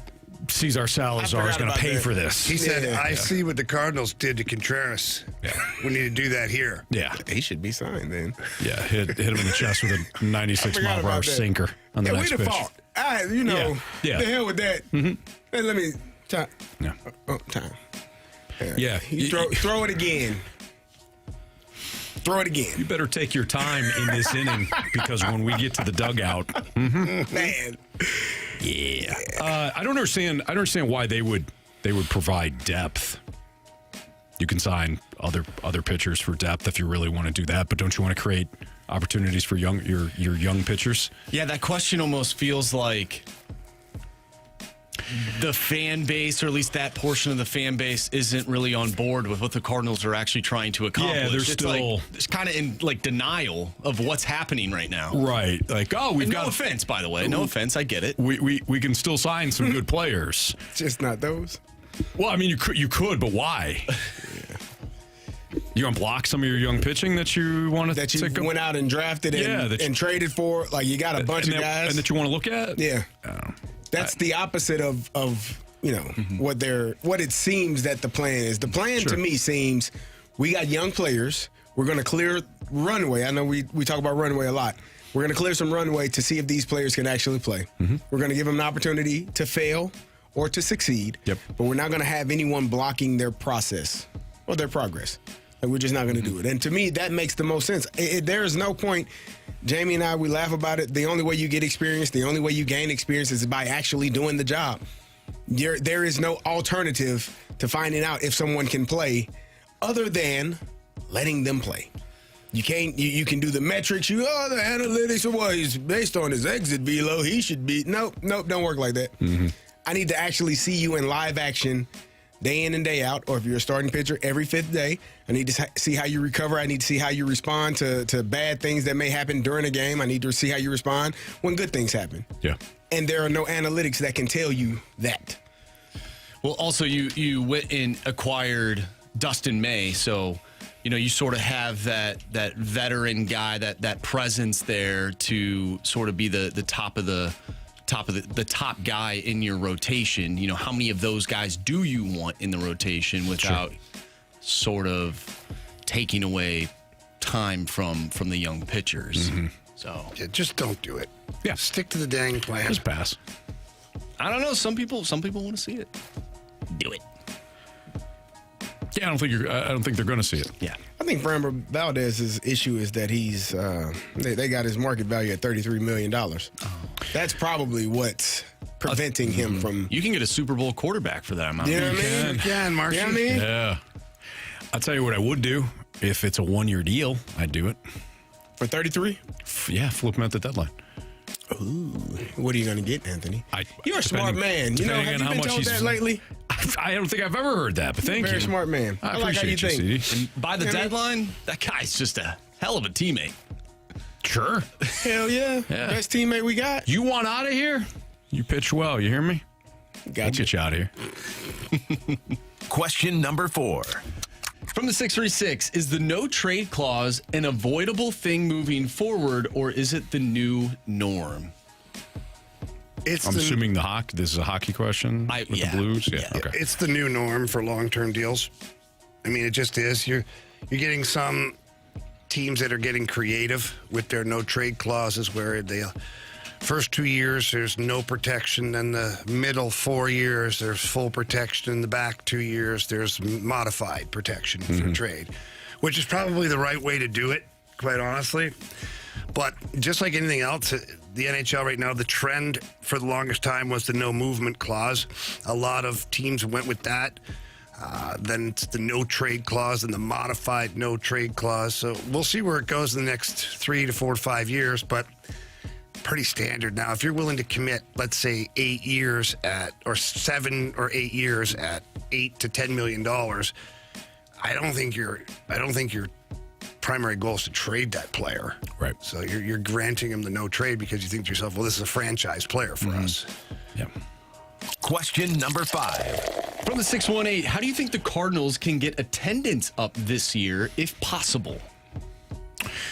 I would target certain events or opportunities for families. I know my kids love going to the games, and they're not going to sit there for a full 9 because they're really young. They really enjoy the Cardinals zone, the kids zone out there. They love that. They love it, and the food prices out there are pretty reasonable. So if you can get the fans in the door and just say, hey, don't forget we've got a lot of activities for kids around the ballpark. I think that's one way. We've all, I think, been there for things like the best man, groomsman stuff. Have a certain section that's dedicated for parties like that. I think I would target certain, events that would draw people in, as opposed to saying, here's another bobblehead. Yeah. Carey, you have a question? Oh, go ahead, Carey. Play good baseball. Well, that would be the number one reason. I didn't. He named everything. I thought we were assuming. What's going on, man? I thought we were assuming that this isn't going to be a year that stockpiles wins. What if they're a 70-win team, Carey? We got to get creative here. Play good. Play your young guys. Make them the stars. Yeah, but what if they're not? Showcase your talent. You know what I mean? Showcase your guys. I don't know. And then when that doesn't work. Yeah. Then what? Then you do all the things that Anthony. Bobbleheads and fireworks. I don't think that bobbleheads are. Well, Anthony, I have a bobblehead. I got one too. I got a Mason Wynn bobblehead. Yeah. Is that why you went to the game? No. Okay. All right. But it was a cool surprise. It was like finding money in your pocket, man. You ever find $20 in your pocket? You're like, man, Never. It happens to me with some of this, like the suits I wear. Like you go on a road trip and then you don't wear the same blazer or the same suit for like 3 weeks or Stick so. your hand in the pocket, like, You're like, and you're like, oh, what's this? Oh, hey, all right. $20. $20. That's how that felt when I got that Mason Wynn bobblehead. Got two of them. One for You my had it in son. your coat pocket? No, I got it when I got to the ballpark. Yeah, that makes more sense. Yeah, I don't think it would fit in my. You can't take stuff into the stadium. Sure you can. Nah. You can bring a cooler of your own stuff. I mean, you can't bring, you can't.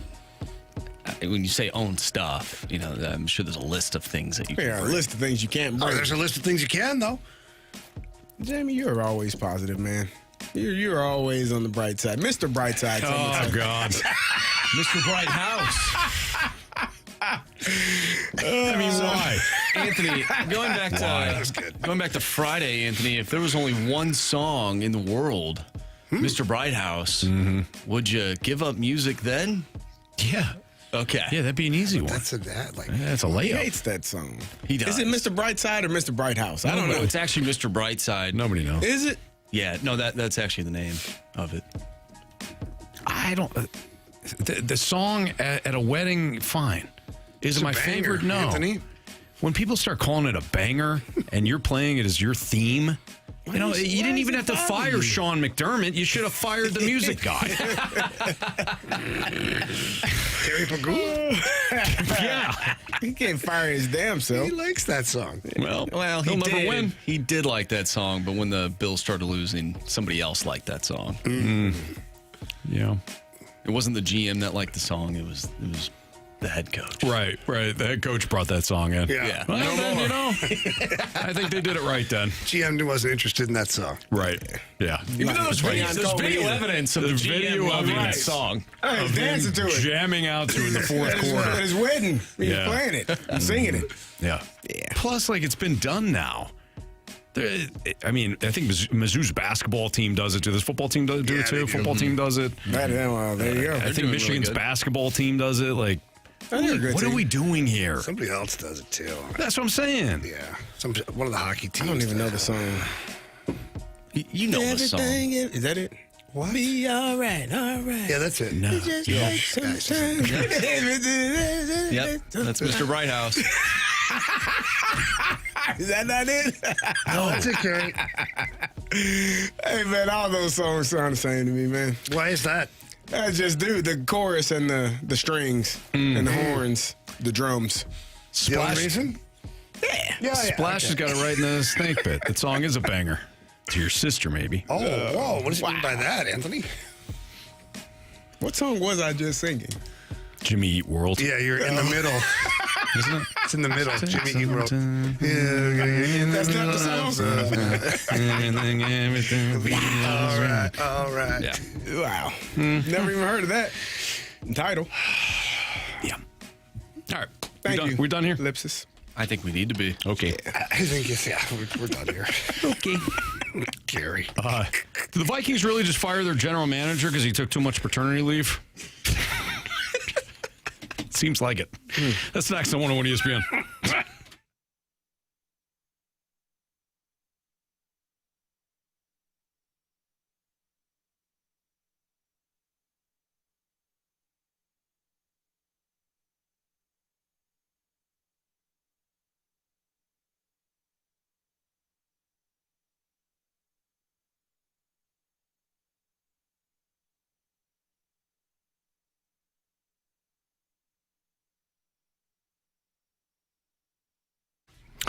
Hey, now it's the perfect time to jump on Underdog. We got the big game coming up. You got the Seahawks and the Patriots. If you're not on Underdog yet, you're in luck because new customers score $75 in fantasy bonus entries when you make your first $5 fantasy entry. And playing on Underdog, not only is it fun, it's super easy to do so as well. The concept is easy, at least. When it comes to choosing certain players, just decide whether or not you like the matchup or you don't like the matchup. That's where it starts. So I don't like the matchup for Drake May this Sunday. I think that he's going to struggle. I think that he's going to go lower on his passing yards at Underdog. So that's just one pick of mine this weekend. If you start to combine some of those plays, you think about maybe other Patriots that could affect. How about Stephon Diggs going lower than 44.5 receiving yards for him? More opportunities potentially for Sam Darnold. So let's go higher than 1.5 passing touchdowns for Sam Darnold on Sunday. Those are a couple of my picks. If you want to add them to your entries or maybe you want to fade me, either way, if you get everything right, you can win up to 5,000 times your cash. Plus, there's new promos dropping daily in the app. So if you're into making some entries and earning some money along the way, great. Underdog is the place to be for the big game. Download the app today or head to the website. When they ask you at sign up if you have a promo code, type in my first name. Anthony. That's it. First name, Anthony. And you're going to score $75 in fantasy bonus entries when you play your first $5 on fantasy. Again, that promo code, Anthony, at sign up. Underdog. Make plays, win money. Must be 18 or older in present Missouri. Terms apply. See assets.underdogfantasy.com/web/play and get terms _DFS_.html for details. Concerned with your play, call 1-800-GAMBLER. Visit www.ncbgambling.org.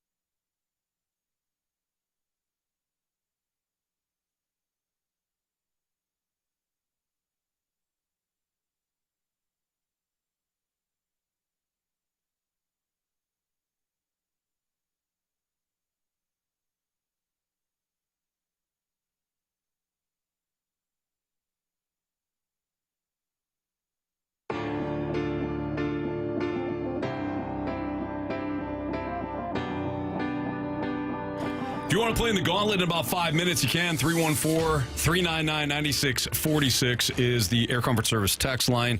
Just text the word Gauntlet, and if you haven't played in a while or haven't played at all, you have an opportunity to face one of us. Again, need a new Gauntlet contestant. The Athletic shared the details of the Vikings firing of now former general manager Kwesi Adolfo-Mensah. And one of the anecdotes provided in the article was people within the organization weren't too happy that he took a couple of weeks off for paternity leave. What year was that? A couple of years ago. Okay, yeah. Because he still got the extension. This was like the cherry on top. Like, people are talking about it like, well, he got fired because he took too much paternity. Well, no, not.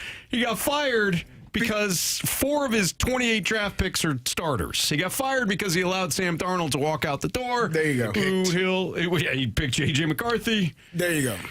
And Sam Darnold might be fine in the end. I don't know, but Sam Darnold is playing. He'll play on Sunday. Yeah. He won't be. What if he turns into Sam Darnold or Baker Mayfield? Well, then Vincent would still have a job. That's the ironic part, right? We're giving credit to a guy that took half of it, 8 years to be good in the NFL, but we're quick to just knock down another guy for his first year in the NFL. He wasn't good at where he was at. The reason why I don't think national championship. No, I mean in New York with the Jets. The reason why I don't think this is. I know this is a sensitive subject for you, and I'm sorry, but somebody's got to tell you. It's kind of like other things in life that we can. You all mentioned it in the text thread. You gotta speak the truth to the young people. Okay. The OC, the head coach, hell, your star receiver even said we'd be better with Sam Darnold. You think that's a vote of confidence for a young player? I think that's probably one of the worst things that he could have heard is for Justin Jefferson to say, yeah, we would have been much better with Sam Darnold if he was our quarterback. Yeah, I didn't like that. But he's not wrong, and he's not lying. No. Yeah, he's not lying. And so Kevin he went O'Connell, the whole season without saying anything, but now he wants to. Because it was during the season. He was hoping it would get better, and then he realized that ain't getting better. I don't know the reason why do you even say it? Because he's pissed off. That's fine. That's and fine. He was talking to Mensa Boy through the media. He might have been. That's fine. Well, he didn't answer. He can't answer anymore. Can't answer anymore. Yeah, it's unfortunate, but I didn't like that they put the whole paternity leave for 2 weeks as though that was part of the reason. That was in 2023, man. Yep. That didn't happen recently, and you gave him a contract extension, despite the fact that you just said that none of his only 4 of his draft picks out of 28 were actually doing something for the organization. Yeah. But you gave him a contract extension. So what was it that led to this ultimate decision? Yeah. And I think it was Sam Darnold. Well, I think it was. Here's who I think really needs to be the one that's circled here, and it's not J.J. McCarthy. Do you guys think? I don't. Go ahead. You want to say it on 3? It's a quarterback? Nope. Oh, okay. Never mind that. Yeah. Good thing we didn't say it on 3. No. We would have looked like fools. It would have been better. Do you guys think that this gentleman would have been fired had Kevin O'Connell voted for him? Had he said to the ownership, No. Robert Kraft? Had a vote of confidence in him. Oh. Not voted for him. Vote of confidence in him. Goes to the owner, say, hey, this is my guy. I know he struggled a little bit, but we're on the same page here. We're going the same direction. What? A little bit? What? He said he struggled a little bit? I don't know who he's talking about. I'm saying if Kevin O'Connell went to ownership. That's if he wanted to do that. Exactly. Yeah. I don't think he wanted to do that. Kevin O'Connell is running things. He clearly is not. He's not on board with a very analytical Wall Street. Like his background is Wall Street. He comes in. He's doing things differently. There's a couple of different things within that article, how he chose certain players, not on like scout instinct and like figuring out certain things about the way the college players play, but more like spreadsheet based. And now he's gone. I think Kevin O'Connell is like, I don't know what we're doing here, Harry.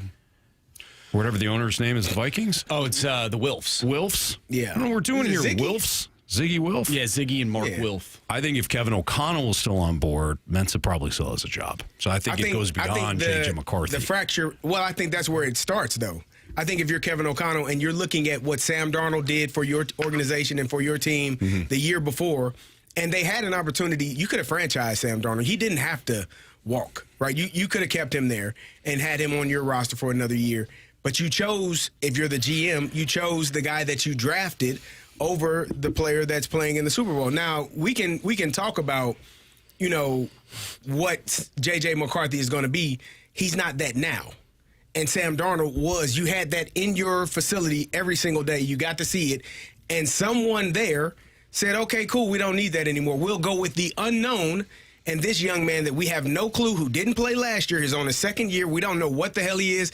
And in most people's opinion, shouldn't have been drafted that high to begin with. There are a lot of folks that were like, what the hell are they doing? Mm-hmm. So you let a known commodity leave out of your building for an unknown commodity with the hopes that, okay, you know what? You're the quarterback whisperer. Figure it out. Mm-hmm. And I think Kevin O'Connell was like, no, he ain't got it.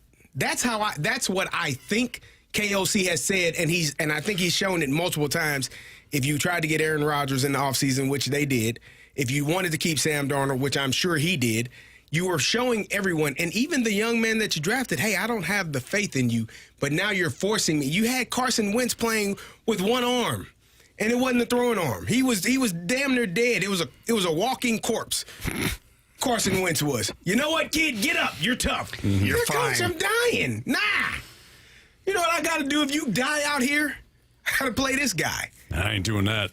So I think that Kevin O'Connell actually did not want to play J.J. McCarthy, but his hand was forced.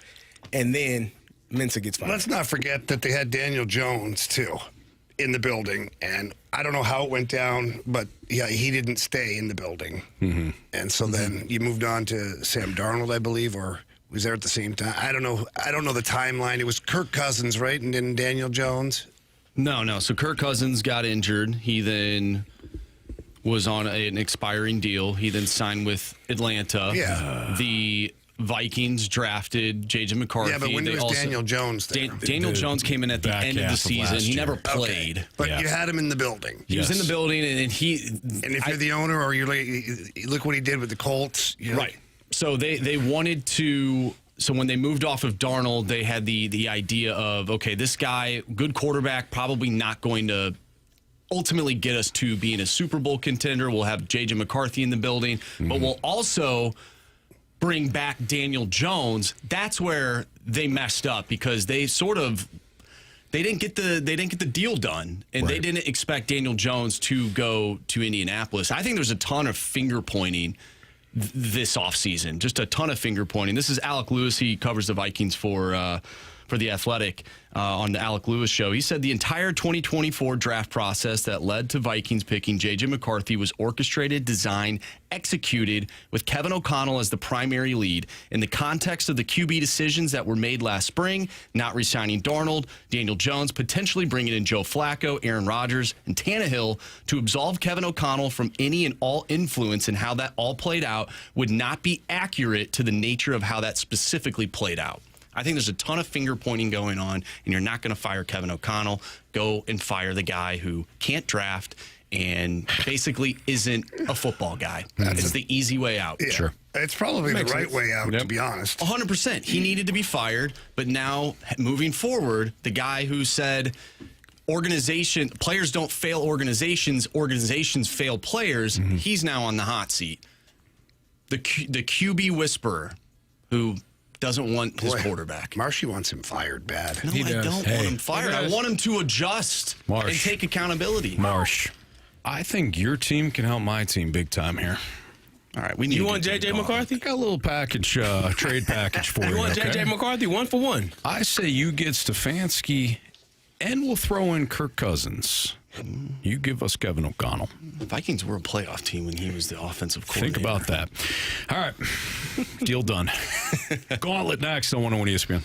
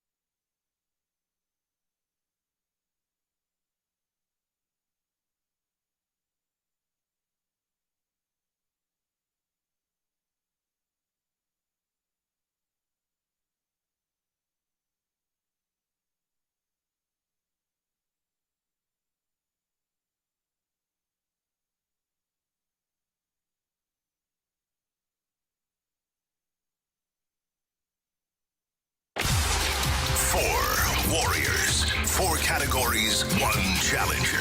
Can you survive the Gauntlet? Brought to you by Blue Note Roofing. Roofing, siding, and gutters. Visit BlueNoteRoofingSTL.com for a free inspection.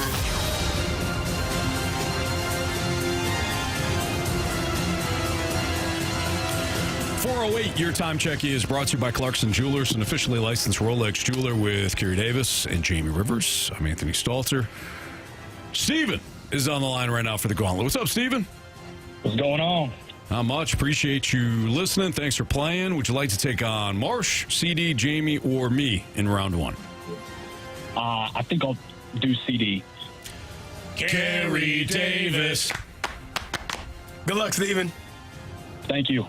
All right, Steven. We're kicking Carey out of here. Go ahead and tell Marsh to spin that wheel. Spin it. What are you hoping for? Oh, you're not I'll go for random. Okay. He says random. Everybody is saying It's not random. What do we got then? Football. Okay, football. How do you feel about football? Let me tell you this. I actually did one football. Didn't say it. You fooled the wheel? Yes, I Very did. cagey. Oh, I think this is the first Now- time anybody has fooled the wheel. I have to deliver now. Yeah, you A little do. pressure now, buddy. No kidding. I listen to the Gauntlet quite a bit. Maybe some listeners can resonate with this. I always tell myself I could do so much better than these guys, and then now I have to put my money where my mouth is. Yeah, all right. Well, let's see how you do today. Each question is worth 2 points, unless you ask for the options. If you ask for the options, those questions become worth 1 point. Are you ready? Let's do it. All right, here we go.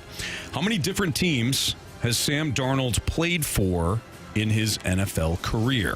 How many different teams has Sam Darnold played for in his NFL career? Mike could get this without the options. Let's see. Jets, Vikings. He's currently with Seattle. He was definitely in San Francisco. So it's definitely 4. Panthers. I think that's it. And I'm going to take the risk, and I'm going to say 5 without the options. 5, final answer. All right, question 2. Name the only quarterback that came out of the University of North Carolina to throw more passing yards in the NFL than Drake May.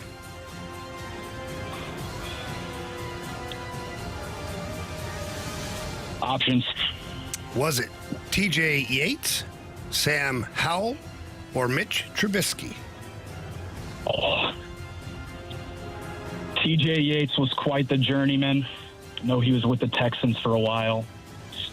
I don't think he accumulated too many passing yards. Trubisky had a decent run with the Bears. May's only in his second year. I'm going to say Trubisky, final answer. Question number 3. Mitch Trubisky has played for 3 teams so far in his NFL career. The Bears, the Steelers, and which other team? Buffalo Bills, final answer. All right, Steven, final question. What is the most wins the Raiders have had in a season since moving to Vegas? Oh, okay. I'm going to need the options on this one. 8, 9, or 10? That's gross. This one's a toss-up.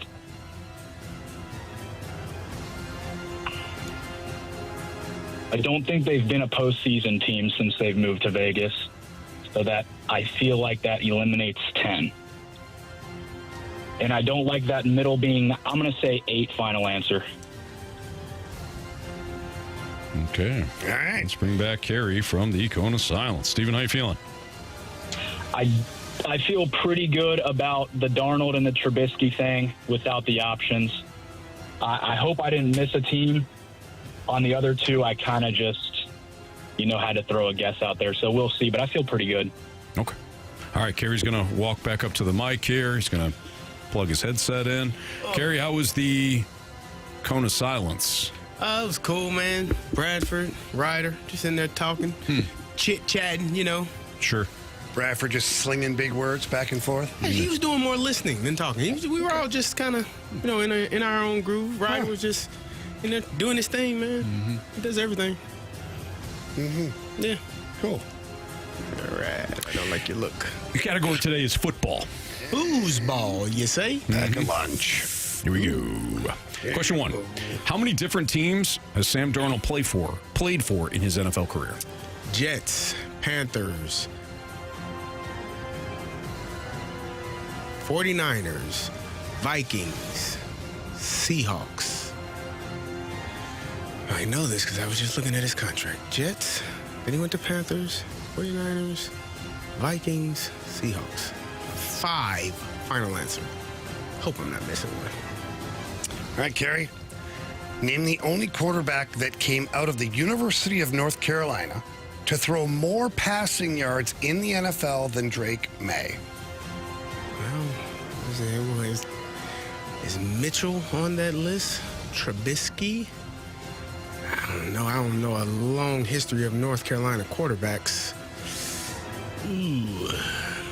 But I'm sure if you named one that's not Mitchell Trubisky, I might know. I'm probably going to have to take the options. I'm searching my brain for a Tar Heel quarterback. Tar Heel. You said North Carolina, right? Yes. Okay. Options.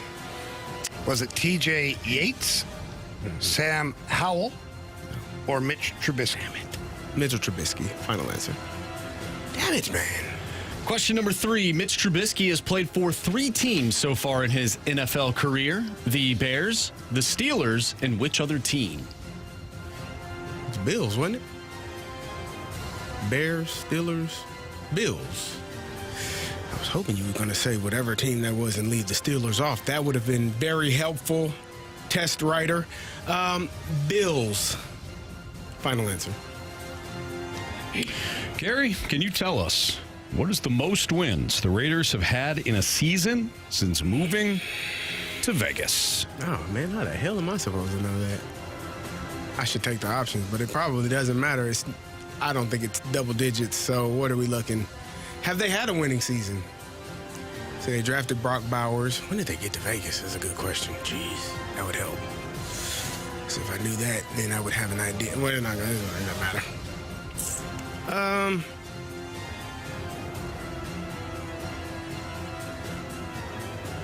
Did they make the playoffs one year? Ugh. I hate it. I'm going to go with 9, I believe. So it's probably going to be like 8, 9, 10, 9, 8, 7, 8, 9. Might be 6, 7, 8. 9 feels good, though. Feels like a good answer. 9, final answer. Not confident in that at all.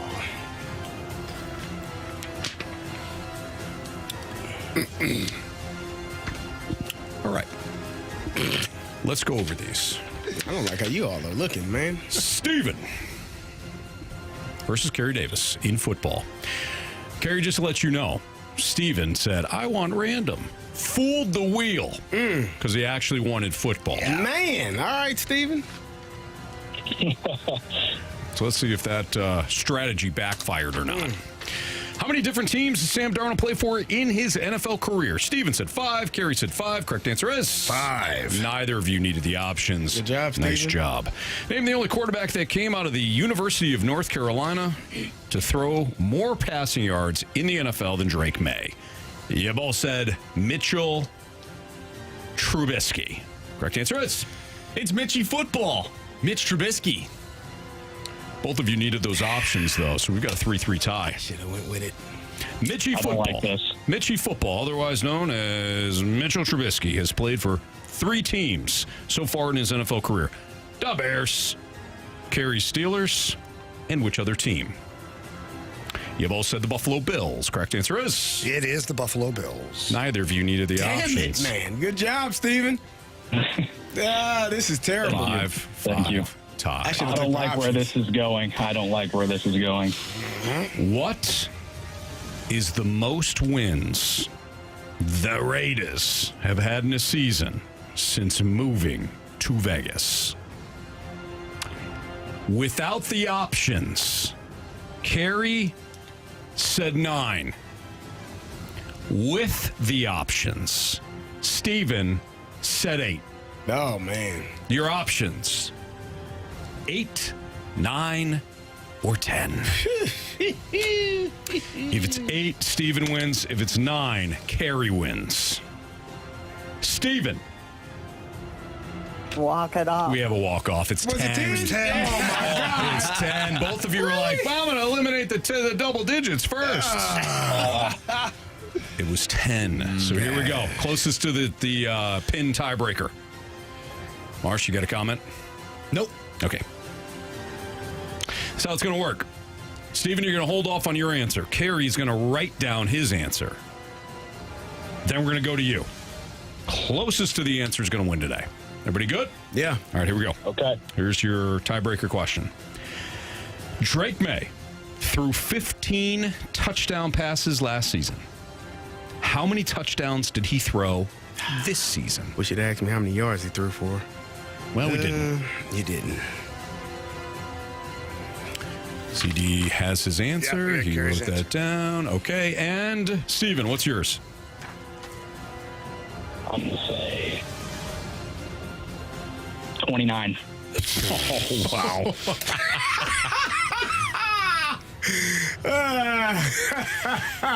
How many touchdowns did Drake May throw this season? We just heard Steven say 29. Carey, you wrote down 28. Correct answer is Jamie. 31. Steven. You have chosen wisely.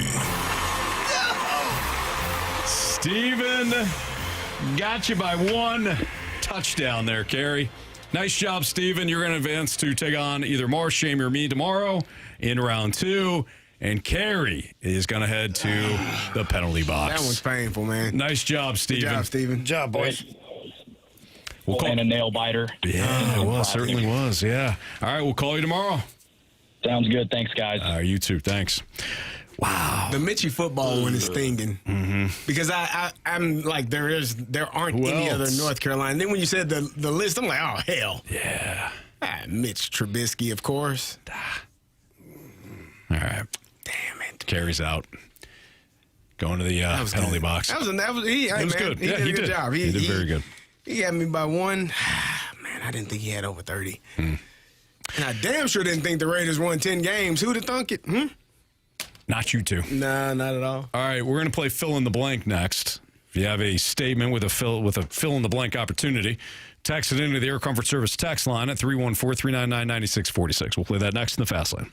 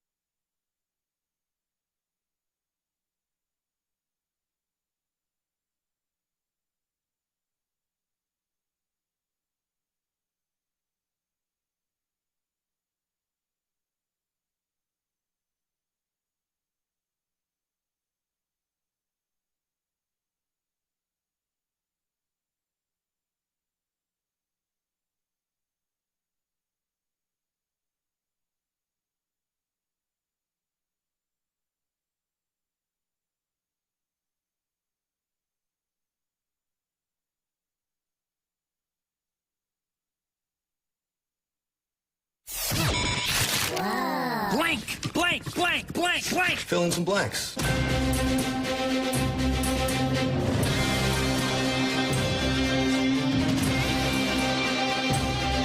As Carey makes his way into the penalty box for his punishment for losing the gauntlet, time to play fill in the blank. This is where you send in a statement with a blank somewhere in said statement, and we get to fill said blank.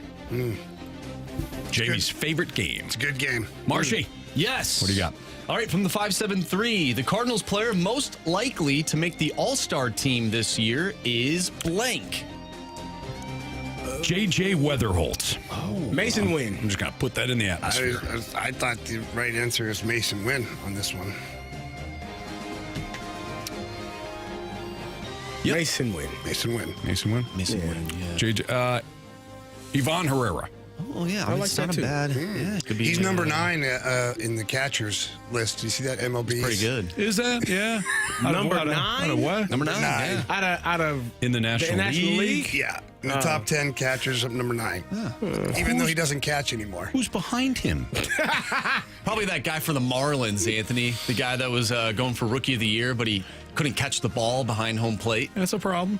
You remember that? You remember that game? Yeah, especially when it's in your job description. They're right in the title. catcher. Yep. Yeah. What about Dustin May?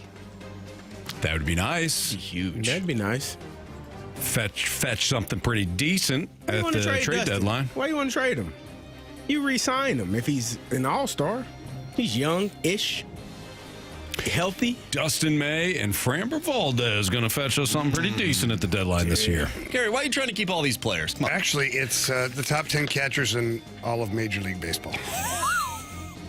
Who wrote that? Is his relative? I'm trying to figure it out. I don't. Hang on here. I keep getting these pop-ups. No, it's... That's a site that... That's not a real site. Yeah. No, it is.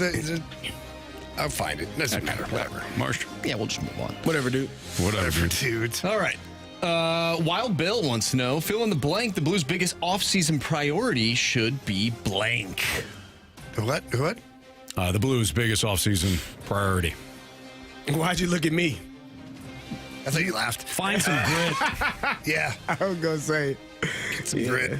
Find some grit. I don't hate that. Power forward. Go find yourself a 20-goal scorer that Can we get runs a over 40-goal people. scorer? Yeah. A 50-goal scorer. If we're going to go for it, I mean, hell. You know what I mean? Yeah. By the way, it's MLB Now. Has Herrera at number 9. Oh, yeah. On the MLB Network. Yep. Who wrote it? Ben Lindgren. Charlie's brother. Yes. Ben Herrera.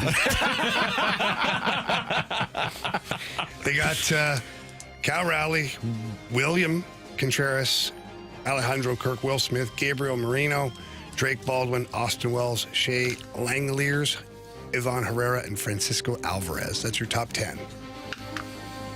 That made Anthony scratch his head. Yeah, you know, hey, He didn't great. even play That's catcher awesome. last year. Oh, he was hurt. No, he wasn't.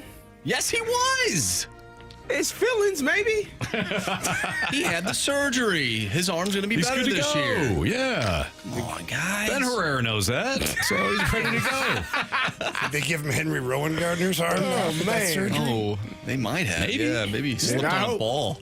You know what happened, though? Guy had to throw a changeup to get Hato out for the final out. He lost his fastball.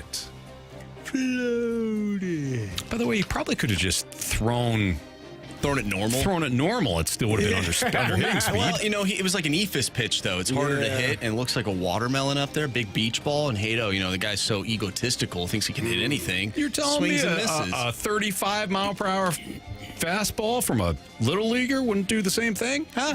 Anthony, he threw one pitch, and it was almost a home run. Yeah, remember, it's fair, it's foul, it's fair, it's foul. And that old man down the right or the left field line was like, foul ball.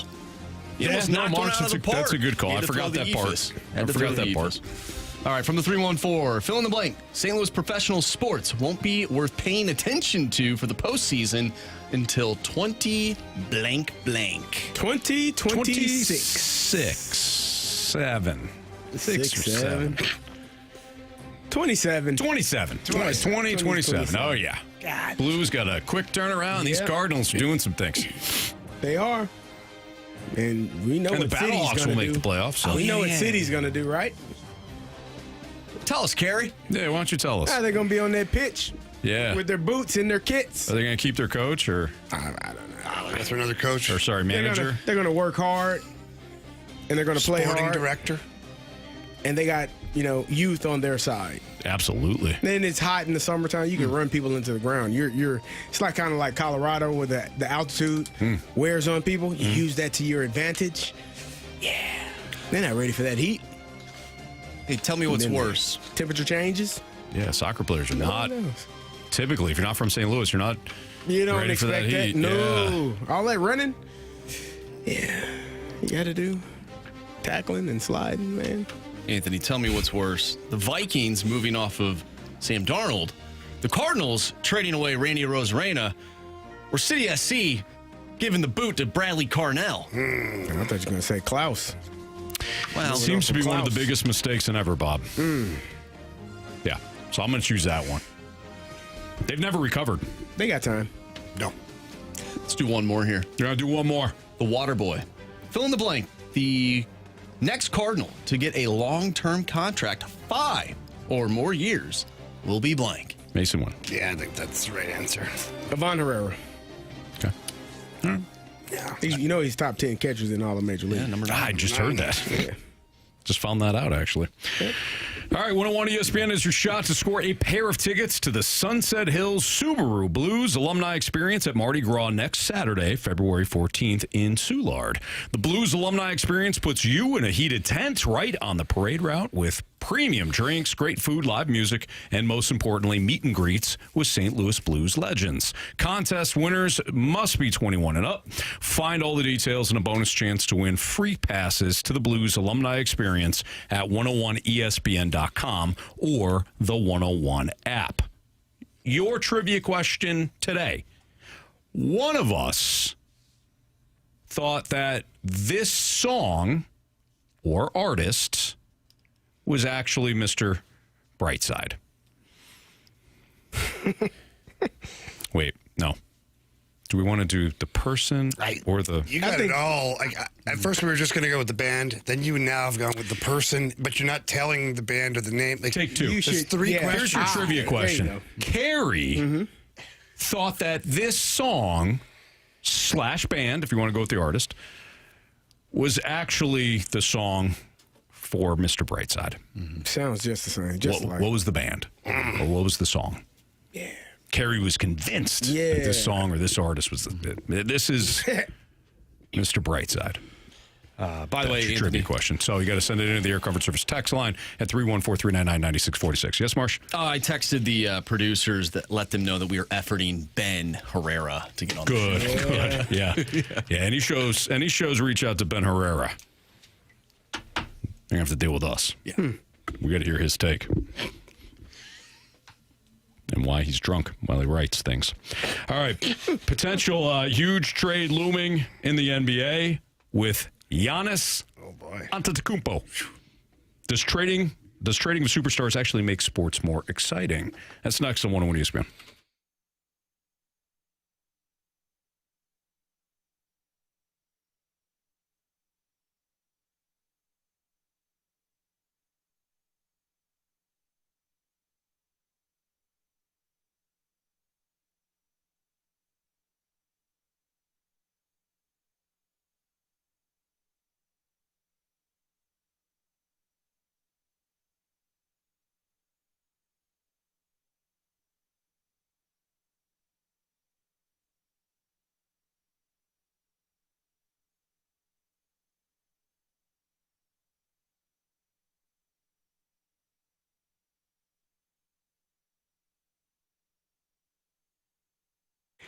It may be the last call for football, but FanDuel is giving you a daily profit boost every single day leading up to the big game. Today's 30% profit boost is on the rushing markets, rushing yards over or under, alt rushing yards, and the most rushing yards. And maybe if you're looking at the line, you're looking at Kenneth Walker, and you say, man, I want to take Kenneth Walker over 73.5 yards rushing because I think he's going to do a great job. Maybe you say Ramondre Stevenson under 49.5 yards rushing. You may look at Drake May and want to take him on the alt rushing line and take him over 30 yards. Whatever you want to do, you can. All you have to do is opt in each day and place an eligible bet to use that day's profit boost. Play your game with FanDuel, an official sportsbook partner of Super Bowl 60. Must be 21 plus and present in Missouri. Opt-in required. Bonus issued as non-withdrawable. Profit boost tokens. Restrictions apply, including any token, expiration, and max wager amount. See terms at sportsbook.fanduel.com. Gambling problem? Call 1-800-GAMBLER.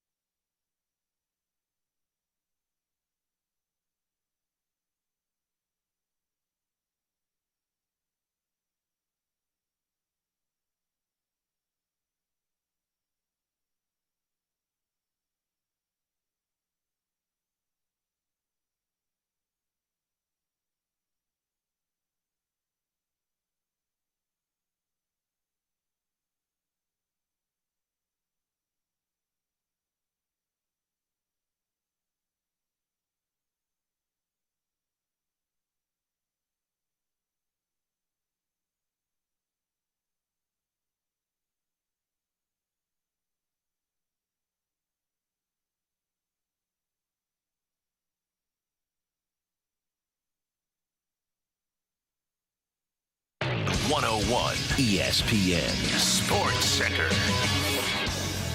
I'm Andrew Marsh. It's time for a Sports Center update brought to you by Saliga Heating and Cooling.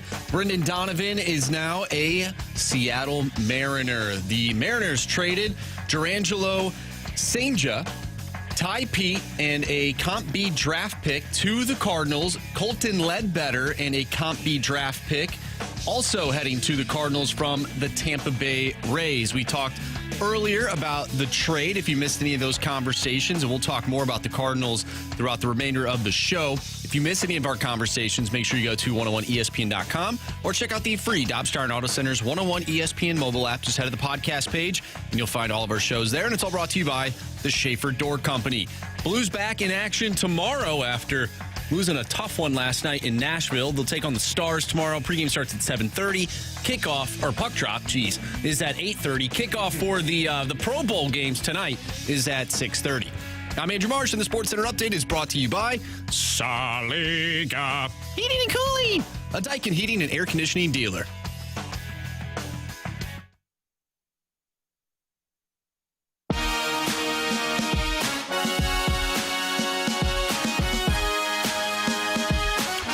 Trades going on right now in the NBA as we draw closer and closer to the NBA trade deadline. The Grizzlies, who are rebuilding right now, they traded Jaren Jackson Jr. to the Jazz in an 8-player deal. Call him Triple J. Yep. Yeah. Yeah, 100%. Yeah. Good job. The one name, though, that we haven't heard yet has been, at least in terms of like whether or not he's going to be traded, is Giannis Antetokounmpo. Yeah. And CD, I know that you've been kind of following this because you feel as though that the Greek Freak would look very good in the Golden State Warriors uniform. Yeah, it would look awesome. What are the chances that the Bucks move on from their superstar? I think it's very likely at this point. Giannis mentioned, I believe, last week that he's willing to accept the trade. He's obviously he's going to get to choose where he wants to go. That's how the NBA works. It's very star driven, and the best players generally end up on the teams that they want to end up on. But looking at it, it just made me think of, when star players are moving around, is that good for the sport? Because last year you had the huge Luka Doncic trade, which kind of sent shockwaves. The Dallas Mavericks are moving on from a 25-year-old superstar, and they're trading him to L.A. Like it was a really big deal last year. But in other sports, you also have kind of these big trades or big free agent signings where players go different places, and you're like, wow, why didn't they stay with their original team? Shohei Ohtani, Bryce Harper, you talked about, A.J. Brown. Like you get really good players that start in one organization and go to another one. And it just made me think, is that good for sports, for superstar players to be in one place, maybe win a championship, maybe not, but be able to move on and go to a different franchise? And maybe they're chasing rings, or maybe they're just chasing better opportunities. I think it's good when superstars are on the biggest stage. So when Mike Trout and the Angels and Shohei Ohtani and the Angels weren't making the postseason at all, and nobody had an opportunity to really watch those two players play on the biggest stage, that's a missed opportunity for the league, a missed opportunity for baseball fans outside of the Angels, of course. Then I think it's a problem, right? Then I think it's maybe not a problem, but it's a missed opportunity. It's not like we haven't seen Giannis on the biggest stage, right? It's exciting when superstars move teams and you get kind of the formation of maybe a super team, but ultimately, I think when the stars are spread out and they're making the postseason relatively consistently, I think that's what's best for the sport. Yeah, it's always fun, right? If you got some big names that are moving around, it gives people hope, too, in their markets. Right. If we can trade for a big star player, and a lot of the star players have moved around. You got Shaq, who bounced around a little bit. LeBron, obviously, he's bounced around a little bit. And there's other guys, too. James Harden has bounced around. Kevin Durant. Like, you've had some big names that have gone from team to team. I think this would be good for basketball. I do. If he gets moved away from Milwaukee, I mean, it would be. It's going to be interesting because I think it's a power shift wherever he goes. I think that team is now, one of the favorites to win an NBA championship. There are talks of him possibly going to Minnesota and being paired up with Anthony Edwards. That would be absolutely crazy, because that would really be a power shift for the Timberwolves to be a championship caliber team. But there are a lot of other organizations. The New York Knicks have been talked about for Giannis as well. So I think the trade deadline is in a couple of days. I think it's going to be really interesting to see where one of the best players in the sport, and top players in the sport, where he's going to end up and how that changes the landscape for the rest of the season. Yeah, I don't know. I feel like superstar players, if they're in small markets, like those small markets need those players. Mm-hmm. However, Milwaukee, they went to, and I know this isn't just an NBA segment, but Milwaukee, they won a championship, but then they really haven't done anything since. So, have they done everything in their power to make that team around him a great team? I think they tried to. They tried to, but they've failed. They have failed to do so. And so that part of me is like, well, I really don't blame a player of his ilk to want to go somewhere else. Mm-hmm. Like, it'd be like if the Oilers just kept stinking, right? Like, if they never made it to the Stanley Cup and at least showed Connor McDavid that this team can get to the final series of the season, because for a stretch there they had a ton of first round picks and they had some of the best players, but they weren't really doing anything, right? So I don't know. The NBA, people are moving all over the place, and it is what it is. But if Golden State needs them, great. I think Minnesota would be a great landing spot with Anthony Edwards, an ascending star. Do people look at Anthony Edwards as that star yet? Maybe not, but if paired with Giannis, maybe he helps him ascend to being that star in the NBA. And he is a star, don't get me wrong. He is a superstar. But if him and Giannis together would be... it'd be dangerous. Very dangerous. Deadly, some would say. Good luck. You writing that down, Anthony? You taking notes? Yeah, I wrote good luck. Okay, thank you. I figured it applies to anything. It does. Mm-hmm. Whatever you're doing. Yeah. And in different ways, depending on how you say it. You could say, hey, man, good luck, or good luck. Good luck. Yeah. It works, man. It does, yeah. It's probably the best phrase ever. Ever? Because you could actually mean it. It's a serious statement. And then in the other one, you couldn't, you could get away with maybe not meaning it. Yeah, totally. Good luck. Good luck. Yeah. Good luck, man. Wow, good luck. You guys mentioned Shohei Ohtani for baseball. Is it better for baseball that Ohtani went to the Dodgers? Or would it have been better if he went somewhere else? It's better that he went to the Dodgers, of course. I think it was... Right, Jamie?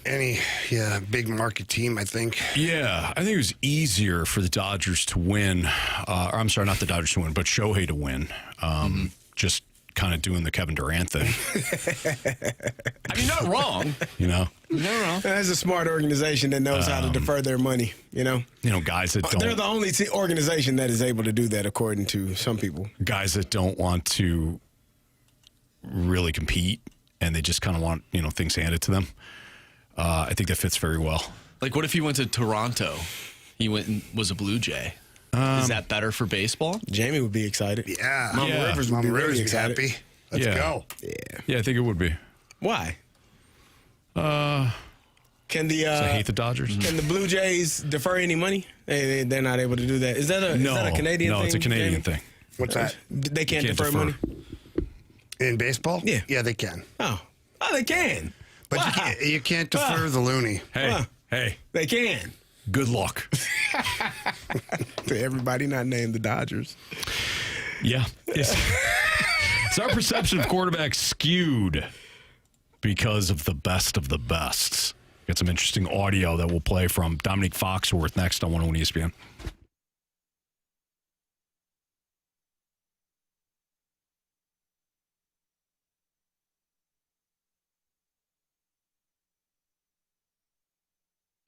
Man, if you haven't signed up for Underdog yet, now's the time to jump on it because you're in luck. New customers score $75 in fantasy bonus entries when you make your first $5 fantasy entry. And with this being the week of the big game, Underdog is dropping promos daily in the app. So if you like making entries and winning money, then Underdog is the best place to play Seahawks and Patriots. And what I mean by playing is all you have to do is go to the app or go to the website and choose which players you like or don't like based on the matchup to go higher or lower on their stats. I've been giving out this one consistently. Drake May, lower than 225.5 passing yards. I don't think he has a big game against that Seattle defense. I think Sam Darnold's is the better play when it comes to the yards or touchdowns. I think he goes higher on both, quite frankly, but choose one of the two, whether it's 230.5 passing yards that you want to go higher on, or Sam Darnold higher than 1.5 passing touchdowns. If you want to play those, or choose your own, maybe you want to follow or fade me, doesn't matter. It's up to you. You can win up to 5,000 times your cash. So what are you waiting for? Download the app today. Use my promo code Anthony when they ask you at sign up for a promo code. Just type in the word Anthony, or the name Anthony, and you're going to score $75 in fantasy bonus entries when you play your first $5 on fantasy. Don't forget that promo code Anthony. Underdog, make plays, win money. Must be 18 or older in President, Missouri. Terms apply. See assets.underdogfantasy.com/web/playing. Get terms, _DFS_.html for details. Concerned with your play, call 1-800-GAMBLER or visit www.inspigambling.org.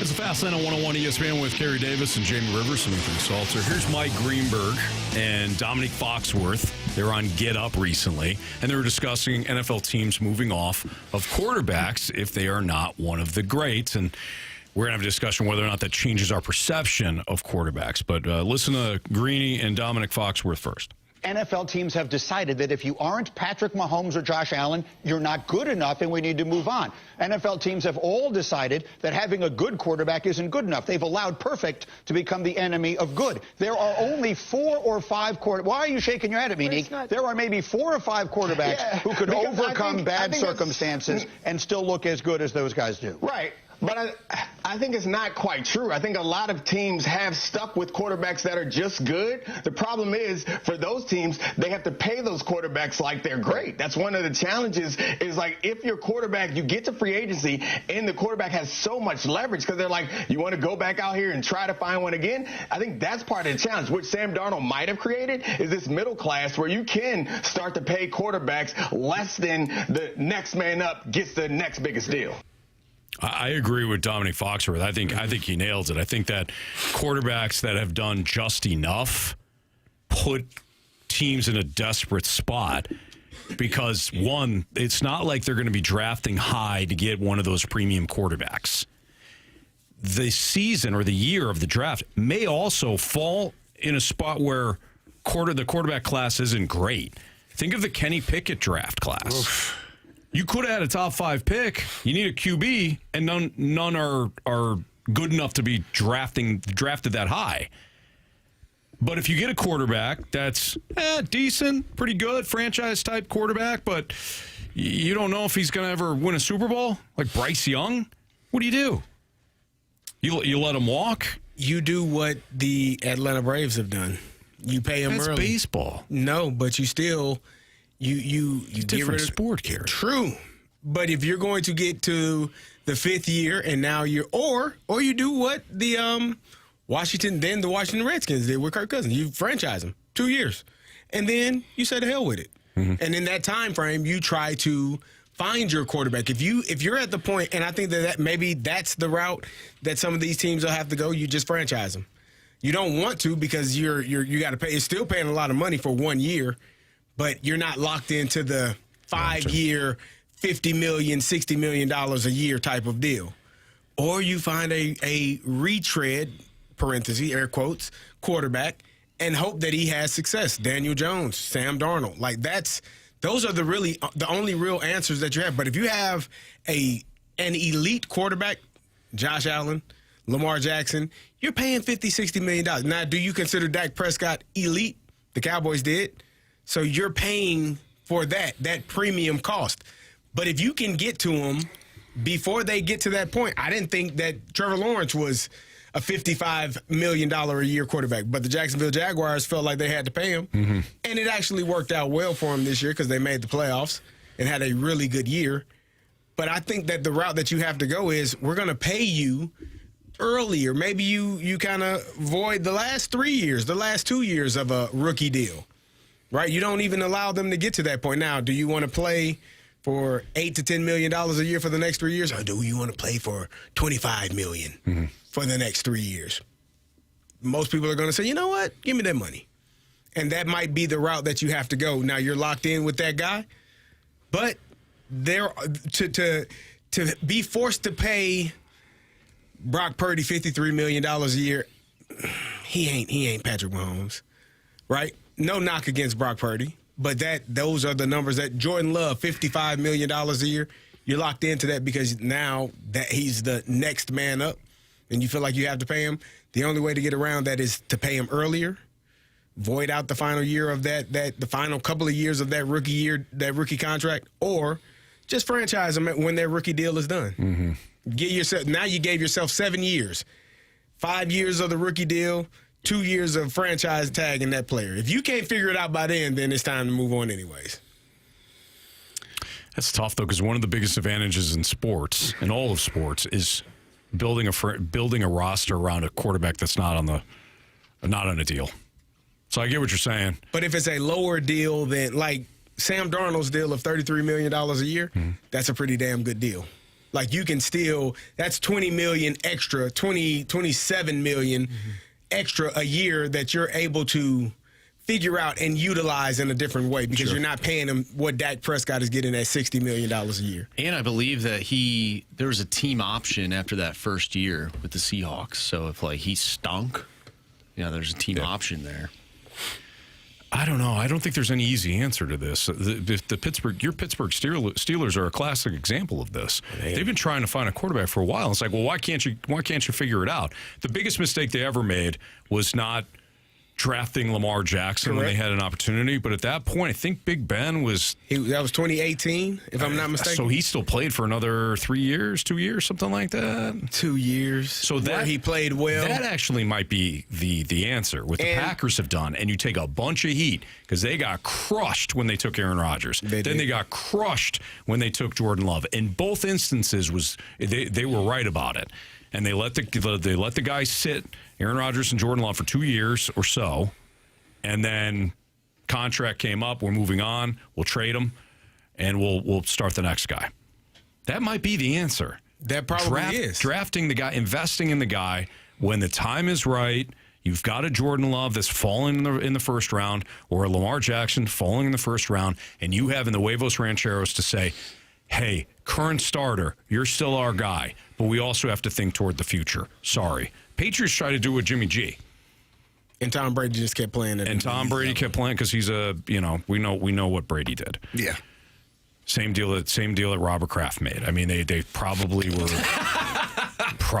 the room together. So, I mean, they were. Jamie, you know what I'm saying on that? Which room? Well, there clearly was a room when they made their deals.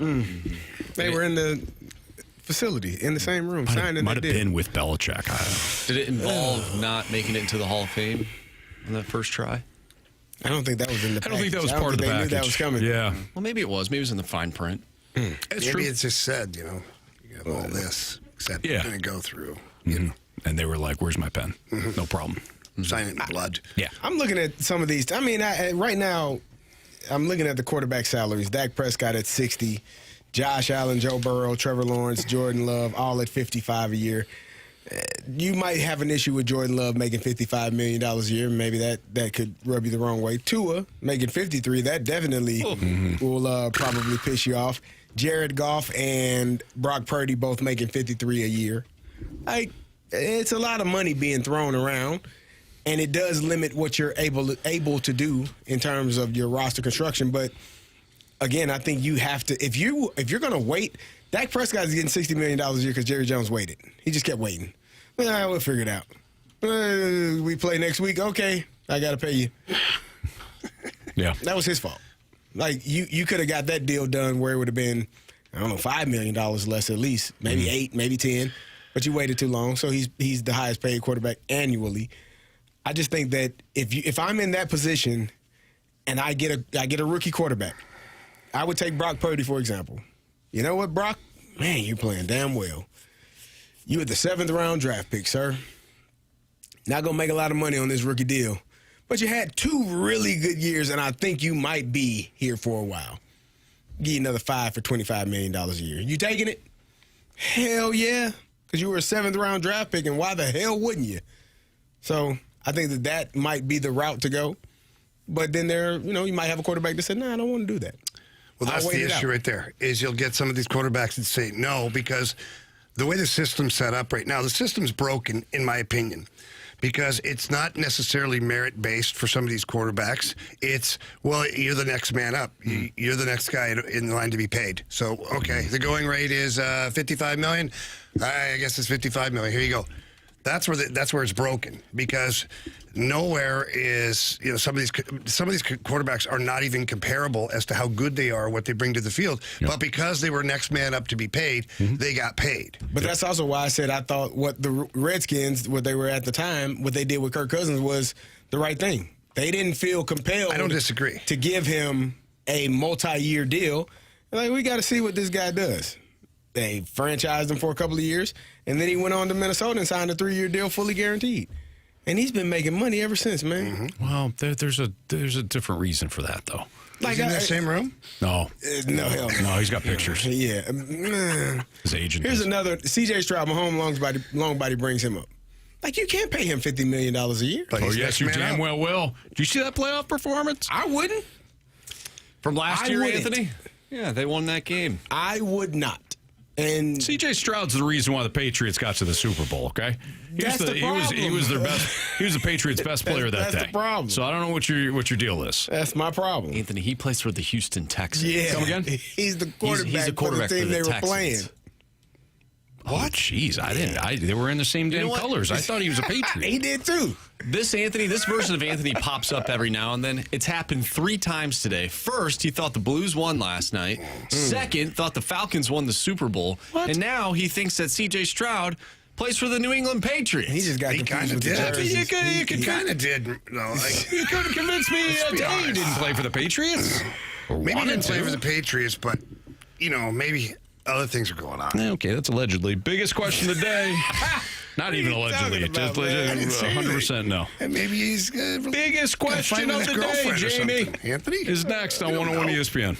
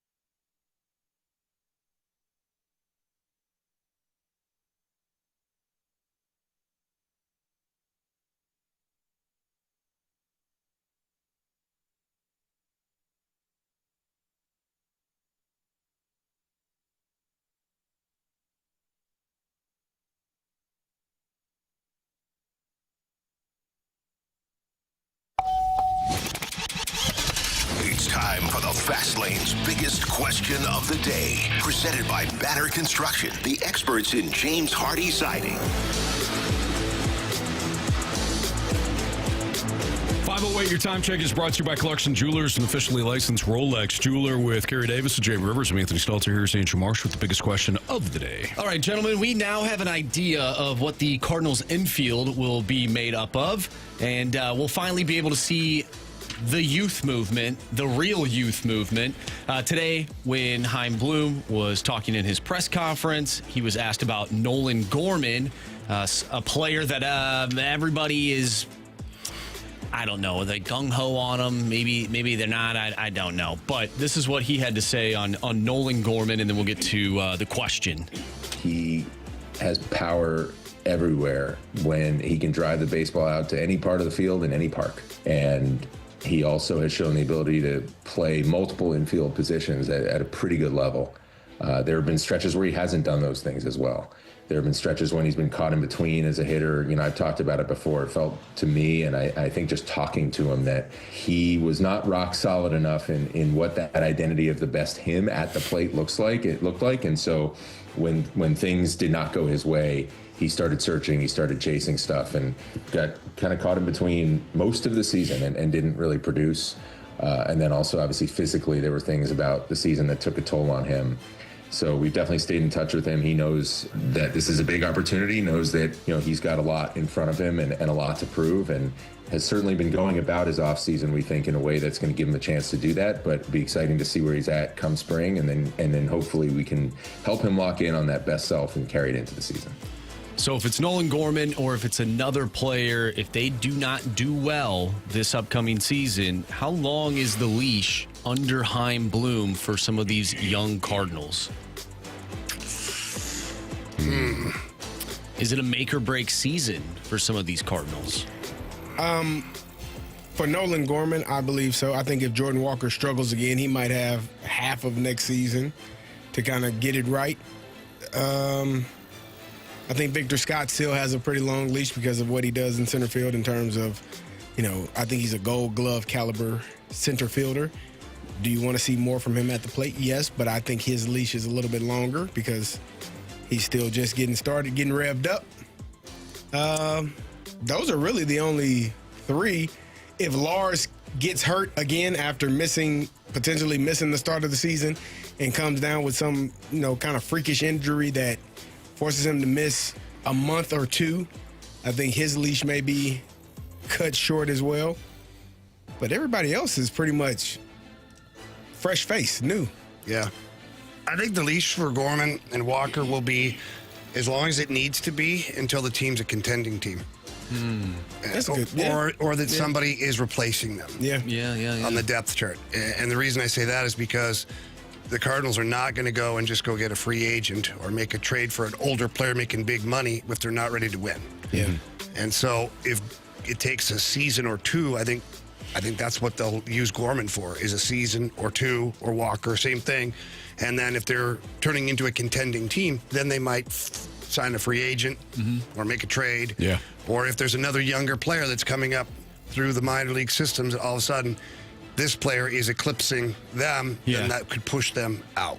Well, if they're not good, are they a contending team? Or is that just sort of the timeline that and we'll get into that I think later. What you're doing is you're matching where everybody else is in their performance. Right. And even if they're dragging you down a little bit, then you know for sure these two or this one is dragging us down, we can make the move.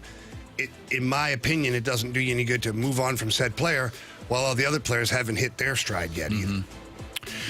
Yeah, I think Jamie just nailed it. It's really, it goes back to what's something CD has often said about a coach in his career, throughout his career. Your job is to hold on to your job. My job is to try to replace you. Yeah. So find somebody that can replace you. If Chaim Bloom didn't acquire you, whether it's in the trade, I think that's the a key signing, or through the draft, then yeah, this is a season that's pretty important for you. You have to showcase that you're part of the Cardinals moving forward here, because ultimately that is what he's trying to do. I also hope, and this is kind of what Jamie's point, I also hope Chaim Bloom has the vision of I'm always going to look to upgrade at the position until you show me that you are a part of this thing for the long haul. And until I can find somebody that is going to replace you and upgrade at that position, that is how long you have. That could be a half a season, a full season, 2 seasons. But I think it's a lot that window is shorter if Chaim Bloom didn't acquire you himself. I think that's typical of any sort of new coach, any new GM. I don't know you. Show me what you got. Impress me. I don't owe you. Yeah. Ooh. Yeah. Did you steal that from Anthony? Yeah. No, that was all him. Yeah. Well, Anthony, he stole that from Kirk Cousins. I did? Yeah. I thought Kirk Cousins was the walk. What is it? Walking like I talk it? No. Walk in your trap, take over your trap? Yes. There it is. Yeah. No, or you're did right. he steal that from somebody? He definitely stole that from somebody. No. That's a song. He's used to stealing things. What? Money normally. He hadn't stole any money. You're right. They gave Anthony, it to him. come on. You're right. Give him credit. Yeah, you got me. Say no. No, they just handed it right over to him. Here, take our money. What? It's your starting quarterback, Anthony. You love Not him. for long. And you love him. No, I don't. You do. I've been pretty clear on this. You love Kirky. He had a great end of the year. What's not to love? Then What's you not take to him, Marsh. love? You take him since you love him so much. Yeah. Honestly, we probably will have him. Good. He will probably be a Viking next year. I think that's outstanding. don't And know they'll who else it'll probably be. win 11 games. Probably, yeah. They'll probably make the Kevin playoffs. O'Connell knows what he's doing. He really does. He's a really good coach. Should keep him around. Hey, did we forget to draft at the board again? Yeah, we did. We'll have to do it tomorrow. I guess. Wow, holy smokes. At least the listeners will know who is winning. Yeah. Give them a leg up. Okay. Mm-hmm. All right. Jamie, I forgot to write down, or I wrote it down. I don't know where the sheet is. I may have one. I don't think I did. You got to go back and listen. I hit mine. I got to go back and listen. You would have had to hit an 8-legger, I think. Yeah. Or something. I doubt I did. It's possible. It is. It has happened. Things have happened before. It has happened. You've done it. Yeah. So, Well, congratulations right now. All right. If we find that list later on, we'll reevaluate. Okay. It'll take some serious homework then, though. It certainly will. I go back and listen. All right, where's the timeline for expectations when it comes to the Cardinals? When do those expectations start to rise? It's next on 101 ESPN.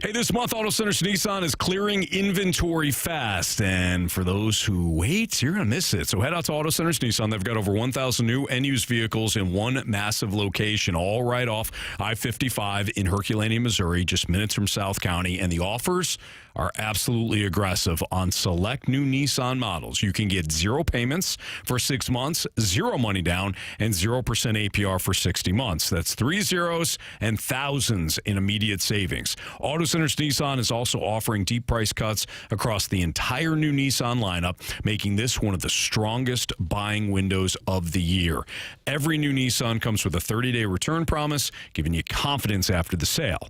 If you're shopping used, select pre-owned vehicles qualify for 0 down and no payments for 3 months, and every financed new or used vehicle includes complimentary walk-away finance protection, which helps defend you from negative loan equity if life changes unexpectedly. So check them out online at autocentersnissan.com or check them out at the dealership in Herculaneum. It's Auto Centers Nissan. You're guaranteed to find a vehicle that you'll love.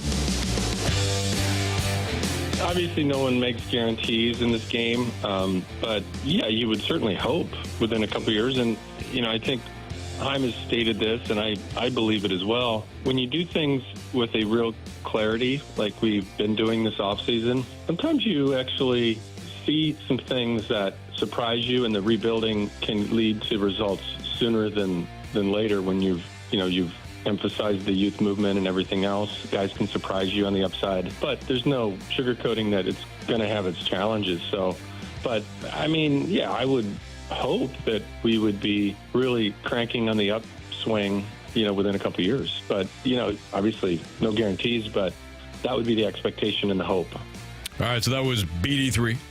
Billed with the third on TMA this morning, and you saw him on the timeline for the Cardinals, and he was honest. There's gonna be some I don't know, struggles, hardships, challenges along the way, but the goal would be to compete as quickly as possible. So, when do you guys think the timeline or the expectations? When do you think the expectations will rise for the Cardinals? What's a realistic timeline? Probably 2028. In terms of being a playoff team? Just to have the expectations rise. So I guess I would say 2028. I think 2027 they could surprise you. Okay. Yeah. And I think this year is going to be kind of that learning year. You're going to have you got to have some bumps in the roads, and you got to bump your head a couple of times. When you're young and just starting out and trying to figure things out. I think that's what this year is. I think by 27 they've figured out who can play and who can't play. Well, they might not, leaning into that more. Play at all. Yeah, that's true. Yeah. Well, we're assuming all things are, okay. And then by 28, you got a team that is still young and hungry and ready to go.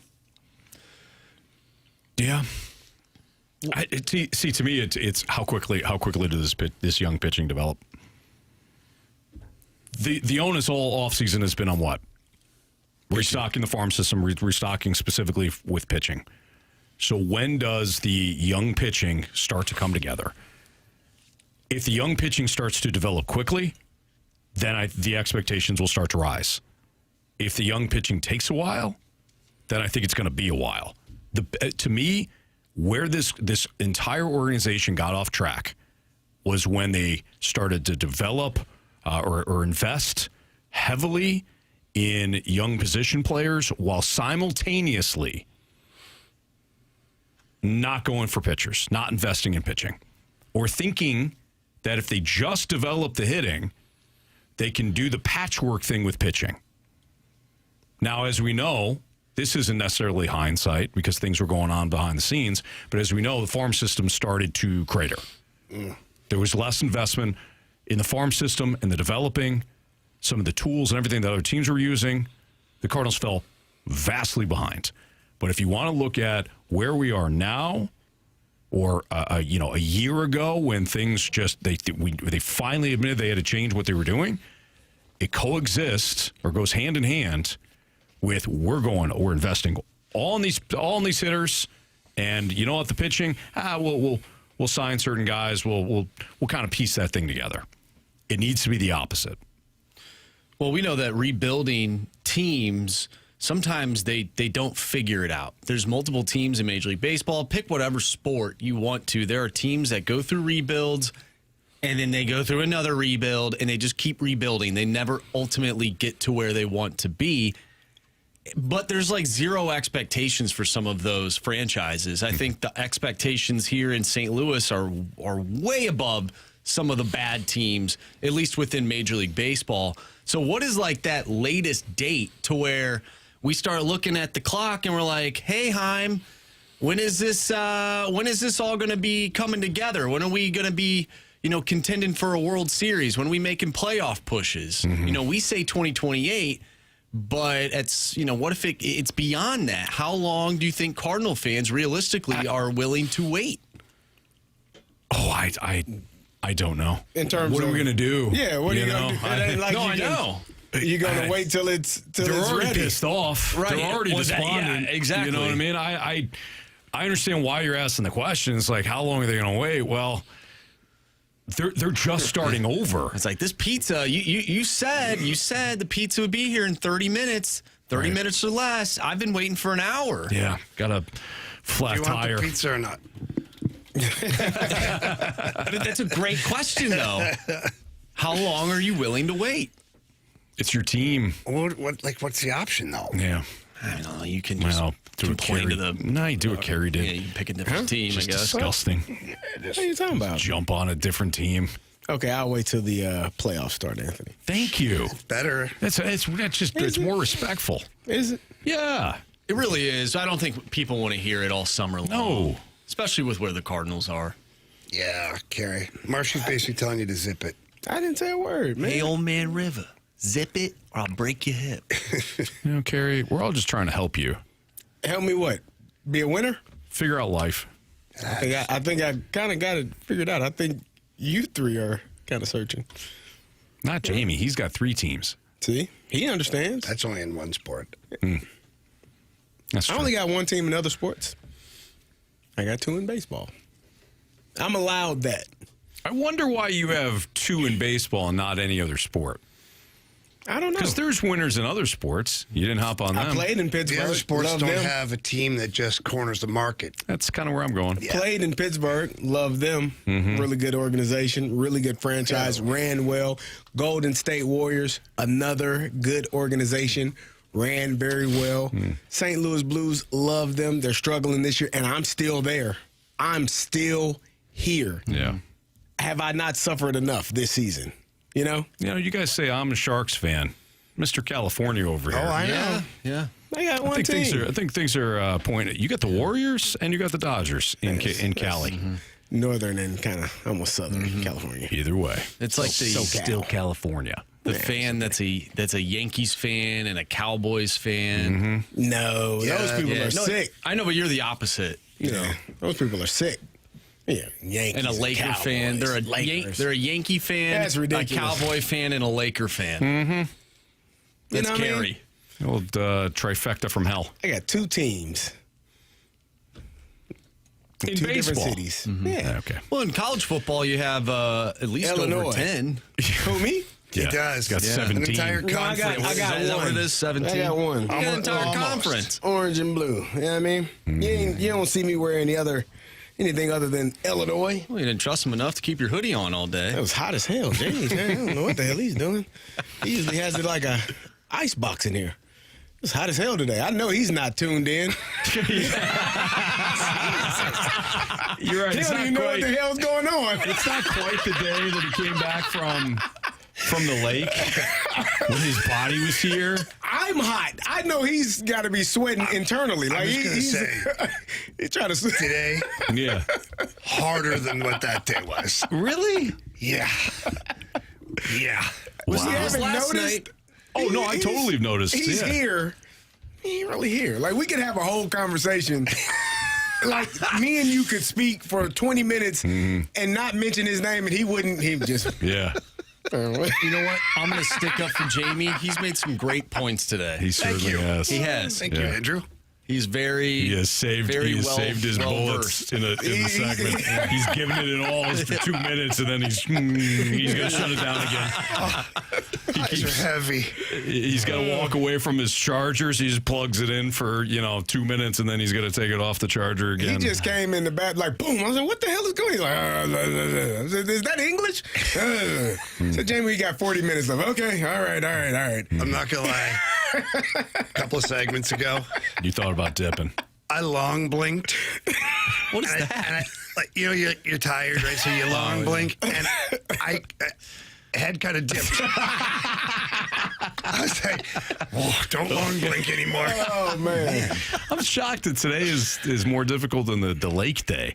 Yeah. The lake day is when I he stood knew, up and put his back on the Yeah. window like. And I knew he wasn't really there that day, but I'm like, I'm going to do something. And I went after you on something that I knew you normally would look at me and be like, what's your deal? And we go back and forth. And I hammered you, and you looked at me, you're like, yeah, no, probably. I'm like, that's not Jamie. Oh, man.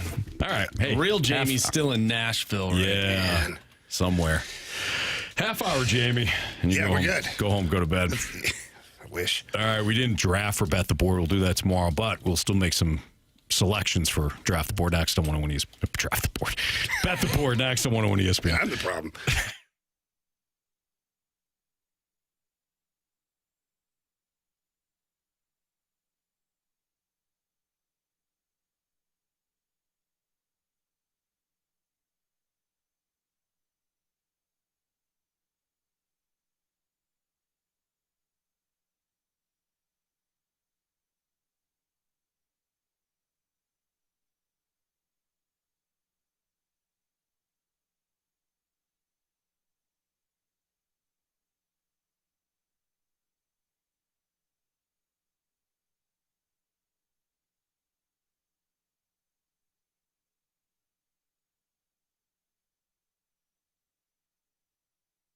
It may be the last call for football, but FanDuel is giving you a daily profit boost every single day leading up to the big game. Today's 30% profit boost is on the rushing markets, rushing yards, over and under, alt rushing yards, and the most rushing yards.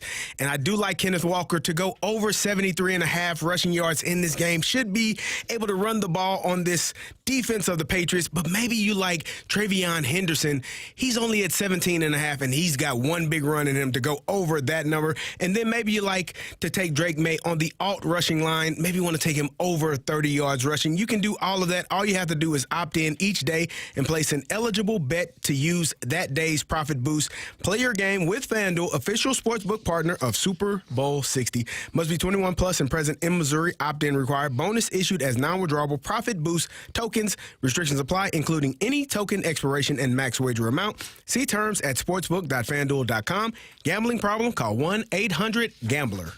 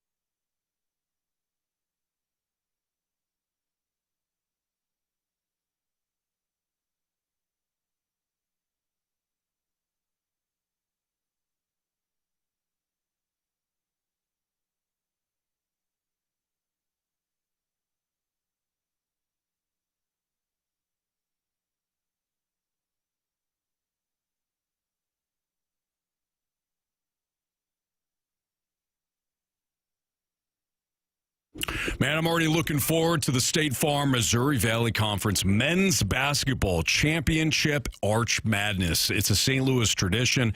If you've never gone to Arch Madness, you're missing out. St. Louis hosts the event annually. In fact, this year, they're celebrating the 50th year of heart racing excitement. March 5th through the 8th at Enterprise Center. Last 36 years held here in St. Louis.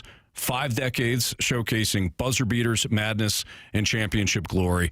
I've gone to championship games. I've seen early round matchups. It's all exciting. The Enterprise Center does such a great job, and the Arch Madness tournament overall is fantastic. This year, we've got the Family Fun Pack. It's presented by us here at 101 ESPN. 4 tickets, 4 sodas, 4 popcorns for just $105. Coupons available at archmadness.com. Again, coupons available at archmadness.com. You see some of the matchups that you like. You take part of the Arch Madness, get the Family Fun Pack, bring the whole family down there to Enterprise Center. Again, you're going to love it. March 5th through the 8th, it's a State Farm Missouri Valley Conference Men's Basketball Championship, Arch Madness. Visit archmadness.com.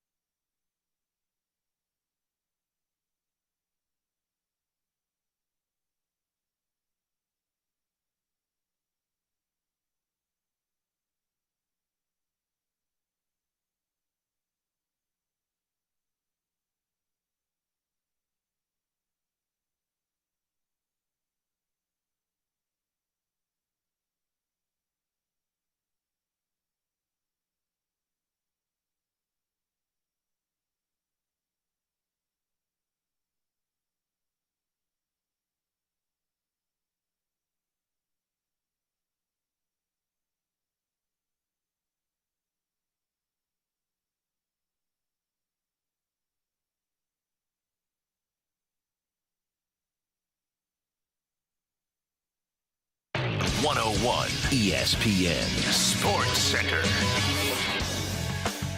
I'm Andrew Marsh. It's time for a Sports Center update brought to you by Saliga Heating and Cooling. If you missed anything from today's show, including our conversation surrounding the Brendan Donovan trade, he is now a Seattle Mariner. If you missed that conversation, if you missed us talking about the upcoming Super Bowl or the Blues' devastating loss last night, make sure you go to 101ESPN.com or check out the free Dobbs Tire and Auto Center's 101 ESPN mobile app. Just head to the podcast page and you'll find all of our shows there.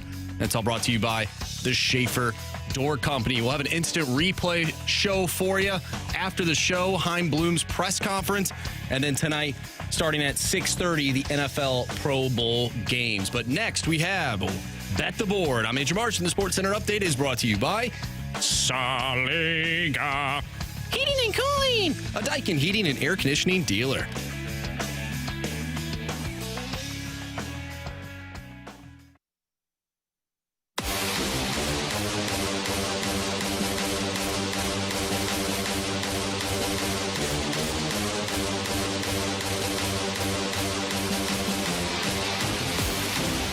It's Fast Lane on 101 ESPN. Time to play Bet the Board. New month. We keep forgetting the draft. I'm sure we'll get to it tomorrow or the next day. We think. Or March. Sure. All right. Marsh, I guess the order's Jamie, CD, you, me, because we don't know how the hell I ended up. Yeah, we don't at the end of the month. We're just going to assume that you lost, Anthony. Okay, Anthony, you're going to have to go back and listen. No, that's fair. We're just going to assume. Yo, come on. That's fine. We can do that order. Enough. Okay. No, you enough. Enough what? Winning? Whoa! So bad right now. All right. I know that my bet hit last night. Let's keep it going here. Money line tonight. Anaheim Ducks over the Seattle Kraken minus 135. On me? All eyes on me. Who sings it? Tupac. There you go. He knows, Anthony. See? I know these things. Yeah. He listens. Give me the Detroit Pistons on the alt money line. Oh, there you I'm go. sorry, on the alt spread. You found minus it. 3.5. I did find it. Finally. Minus 3.5 at minus 140. I'm looking at the Buffalo Sabres and Tampa Bay Lightning tonight in the first period. Over 1.5 goals scored at minus 140. Yeah, come to the dark side, Marshy. Well played. All right, give me. I'm looking at these college basketball games. I think the wrong team is favored in this NC State SMU game. Give me SMU plus 1.5 at home. Yeah. SMU? SMU, the Mustangs. Yeah. Let's go Mustangs. My nephew plays basketball for SMU. I'll be rooting for him. That's why I took him You knew tonight. it. Yeah. No, it's not. He's lying. He is lying. He's lying. Really, Jamie? Really? You can't lie. You can't lie to our friend. Just looked at the numbers. I know Carey's cousin goes there. Yeah, now you do. He might have known before, but what's the difference? He forgot.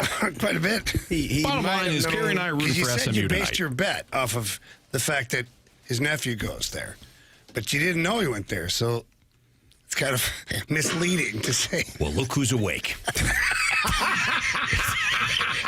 Well, look who decided to start making some points. All right, Jamie, you got me.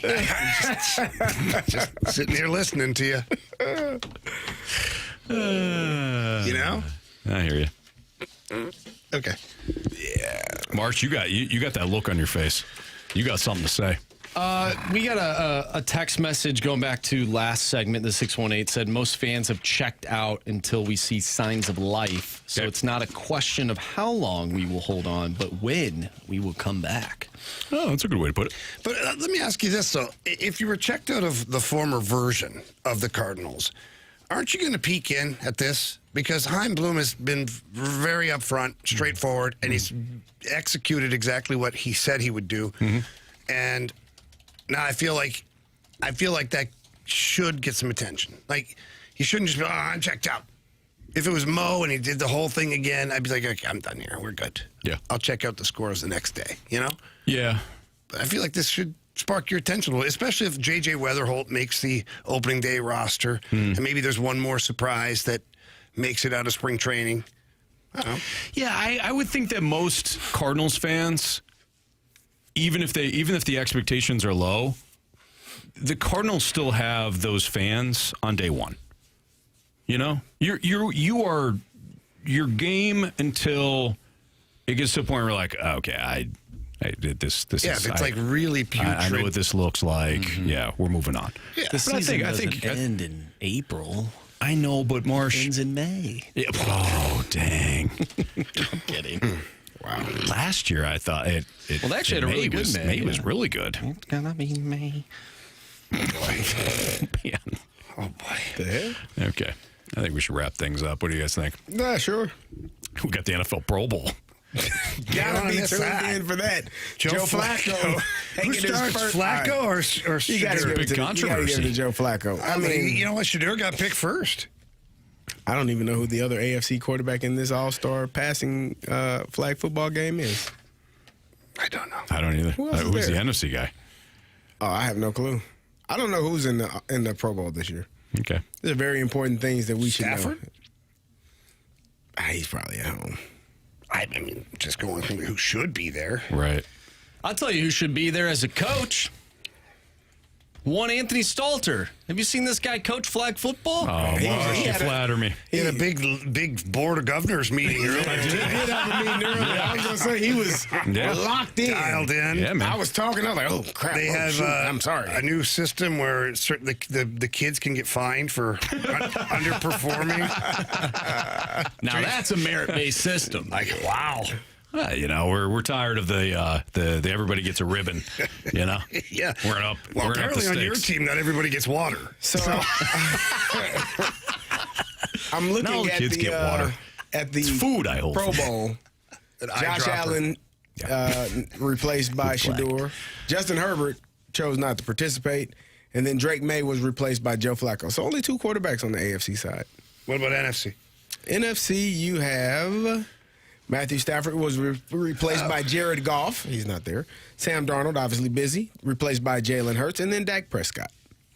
Oh, yeah, there's Dak again. There's another Pro Bowl for Dak. Yeah. Keep stacking them. You know what? I did find it weird when in your meeting when you guys were talking about all the coaches getting tiger printed sweatsuits. Is that what they were saying? That's a bit much, considering you're called the Falcons. Yeah, it wasn't my suggestion. I'll veto it. You're the head coach. You can do whatever you want to do. What was weird was you guys were talking about NIL money, and these kids are not even like.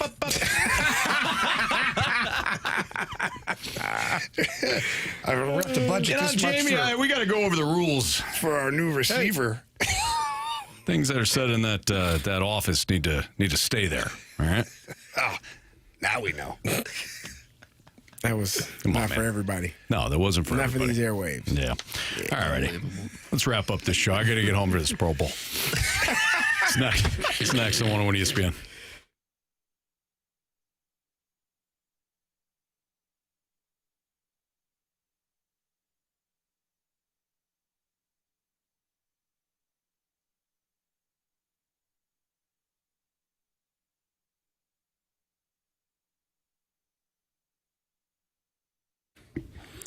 If you're thinking about selling your home, I can tell you right now, if you want to sell your home quickly, especially here in the St. Louis, St. Charles area, you call Gloria with your home sold guaranteed realty. Gloria's got a database of thousands of buyers in waiting.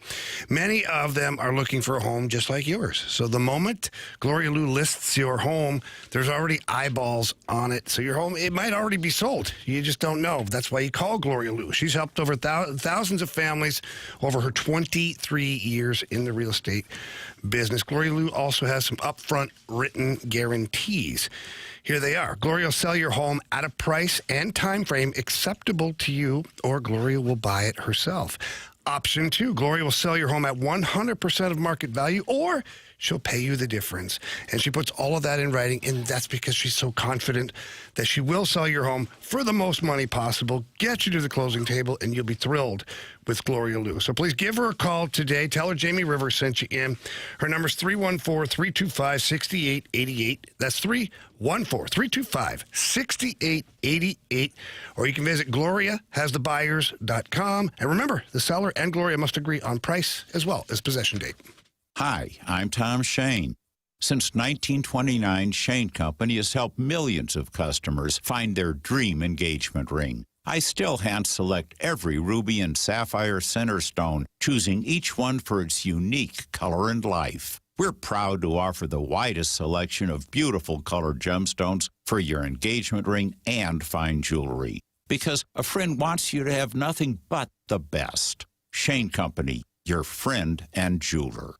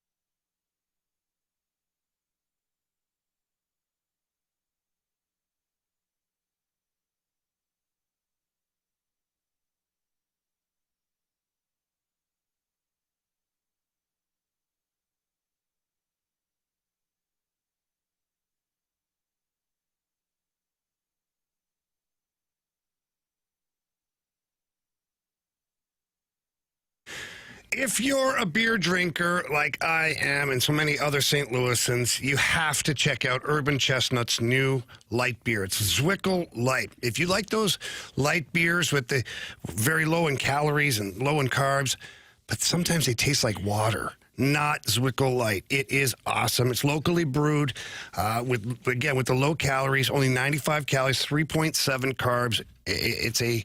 It's a beer for all occasions, whether it's a guy in the outdoor rink playing pond hockey, whether it's the big game coming up on Sunday. There'll be lots of Zwickle Light on ice at the Rivers House.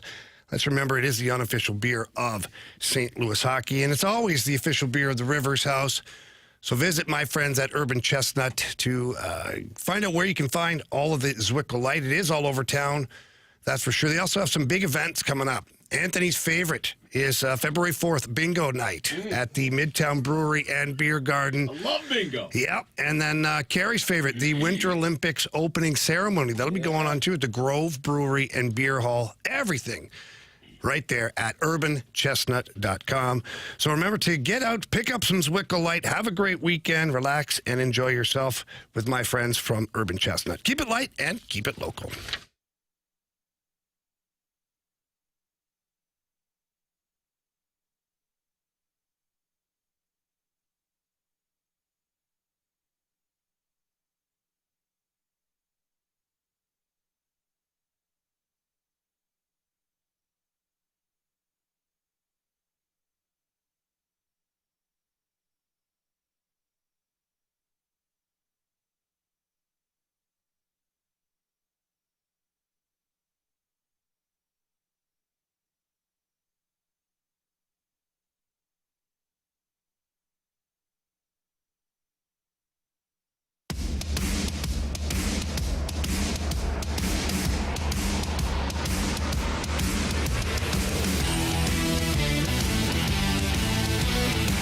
Miss anything from today's show, you can always download the podcast available at 101ESPN.com or the Dobbs Tire and Auto Center's 101 ESPN mobile app. All the podcasts brought to you by Schaefer Door Company. Let's find out what everybody learned today. Jamie, what'd you learn?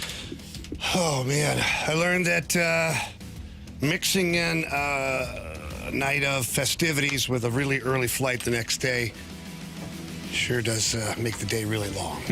Yeah. Got it. I knew this, Anthony. Yeah. But sometimes you learned it today. You forget, Sure. right? And then it comes back, and then you remember it again for a while. Yeah. Roaring back. Just for a while. Carey, what'd you learn? I learned that other teams can actually defer money. Okay. Who knew? Who knew? Marsh, what'd you learn? I learned that good luck has multiple meanings. Yeah, you could basically be telling someone to, go fast lane themselves. Yeah. Or you could actually mean good luck. I learned that Carey thinks that Jimmy Eats Worlds in the middle is Mr. Brightside. Same song. In Carey's head. That's right. That kind of makes sense. Everything will be bright side. It just takes some time. Nope, 2 different songs still. Marshy, what do you got for 3 stars? You're crazy, man. I like you, but you're crazy. It's time for the Fast Lane's 3 stars of the day, presented by Circus Sports. No bet fees ever with the world's largest sports book, now at your fingertips in Illinois and Missouri. All right, our 3rd star of the day is going to go out to the Wiggles. Yes. Nice. Why wouldn't it? Yep. The Wiggles get our 3rd star. Our 2nd star of the day goes out to a new baseball writer, I guess, Ben Herrera. Ben Herrera. Choosing his family member, Ivan Herrera, as the top 10 catcher in all of baseball. Number 9 to be exact. Number 9. Excited. And our 1st star of the day goes out to a guy that somehow deceived the wheel, the Gauntlet wheel, which never really happens. It doesn't never happen. happened. Old Steven. Yeah. Steven is our 1st star of the day. Took down Carey in the Gauntlet. That was a close gauntlet. Heck of a gauntlet. Great job, Heck man. of a gauntlet. Mitchell Trubisky. Man, if you just said Mitch Trubisky, you're a winner. Yeah. Yeah, you had it, Carey. You totally screwed it up. You had him. You let him off the hook. Let him off the hook. Yeah. All right. Again, don't forget we got that Pro Bowl, NFL Pro Bowl game. What do you think that's going to sound like? Kicking off at 6:30. Oh, it'd be exciting. It's riveting, right? Yeah. Riveting? Yeah. I'm sure the game will be high scoring, fun, Flag football. high scoring. I mean, they do have some really good athletes. Sure. I was intrigued by how the defensive lineman and offensive line. What do they do? You just got to rally and pull the The flag. center snaps the ball and then doesn't move. He just stands there. I'm sure they block. No, he doesn't block anything. I'm sure they don't block. They just stand there. I've had to watch. I'm like, how much fun would that be? I'm a Pro Bowl center. I snap the ball and stand in a squatted position for an hour. If I move, I'm an ineligible man downfield. Jeez. This is fun. Good, clean fun. Oh, man. It's going to be great. You should listen to it. Yeah, right here on 101 ESPN. Absolutely. Yep. Yeah, we got a lot of great programming here. Ladue Longboy says Blue great. Stars tomorrow. Yeah. Oh, That's going to be a great game. That's going to be a great game, man. Mm-hmm. Yes, it will. Are they home? They're at home, aren't they? No. Oh, it's away. Oh. In Dallas. You're thrown off because Jamie came home. Jamie's here. I was confused. Hell. Yeah. Because it's TNT doing the broadcast. Dynamite. TNT. Blues do really well on TNT in the 2025-2026 season. Isn't that right? They're playing. They got a familiar foe, right, Jamie? They know these guys. These guys know them. They're good. They scored 5 goals last game. What are you guys thinking is going to happen tomorrow, huh? You know what, Carey? They did. No. You win. They scored 5 goals. They really did. That's a lot of goals they put up, man. You think? Come on, man. You ain't gonna give up 6 every night. They desperately need a break. They do. They need a win. Do they need and a break? then a break? Or do we need a break? I need a break from them. I would say yes. To all things? To all things, yeah. Go get a dub, fellas. Marsh, you got any more criticisms and or compliments? I think we get to Ladue Longboy, who says, "Great show, boys. Good luck." Yeah. Thank you. Wow. Yeah. Okay. Yeah, good stuff. Good all luck right. to you, too. That'll do it for us. For Andrew Marsh, for Carey Davis, for Jamie Rivers, I'm Anthony Stalter. See ya.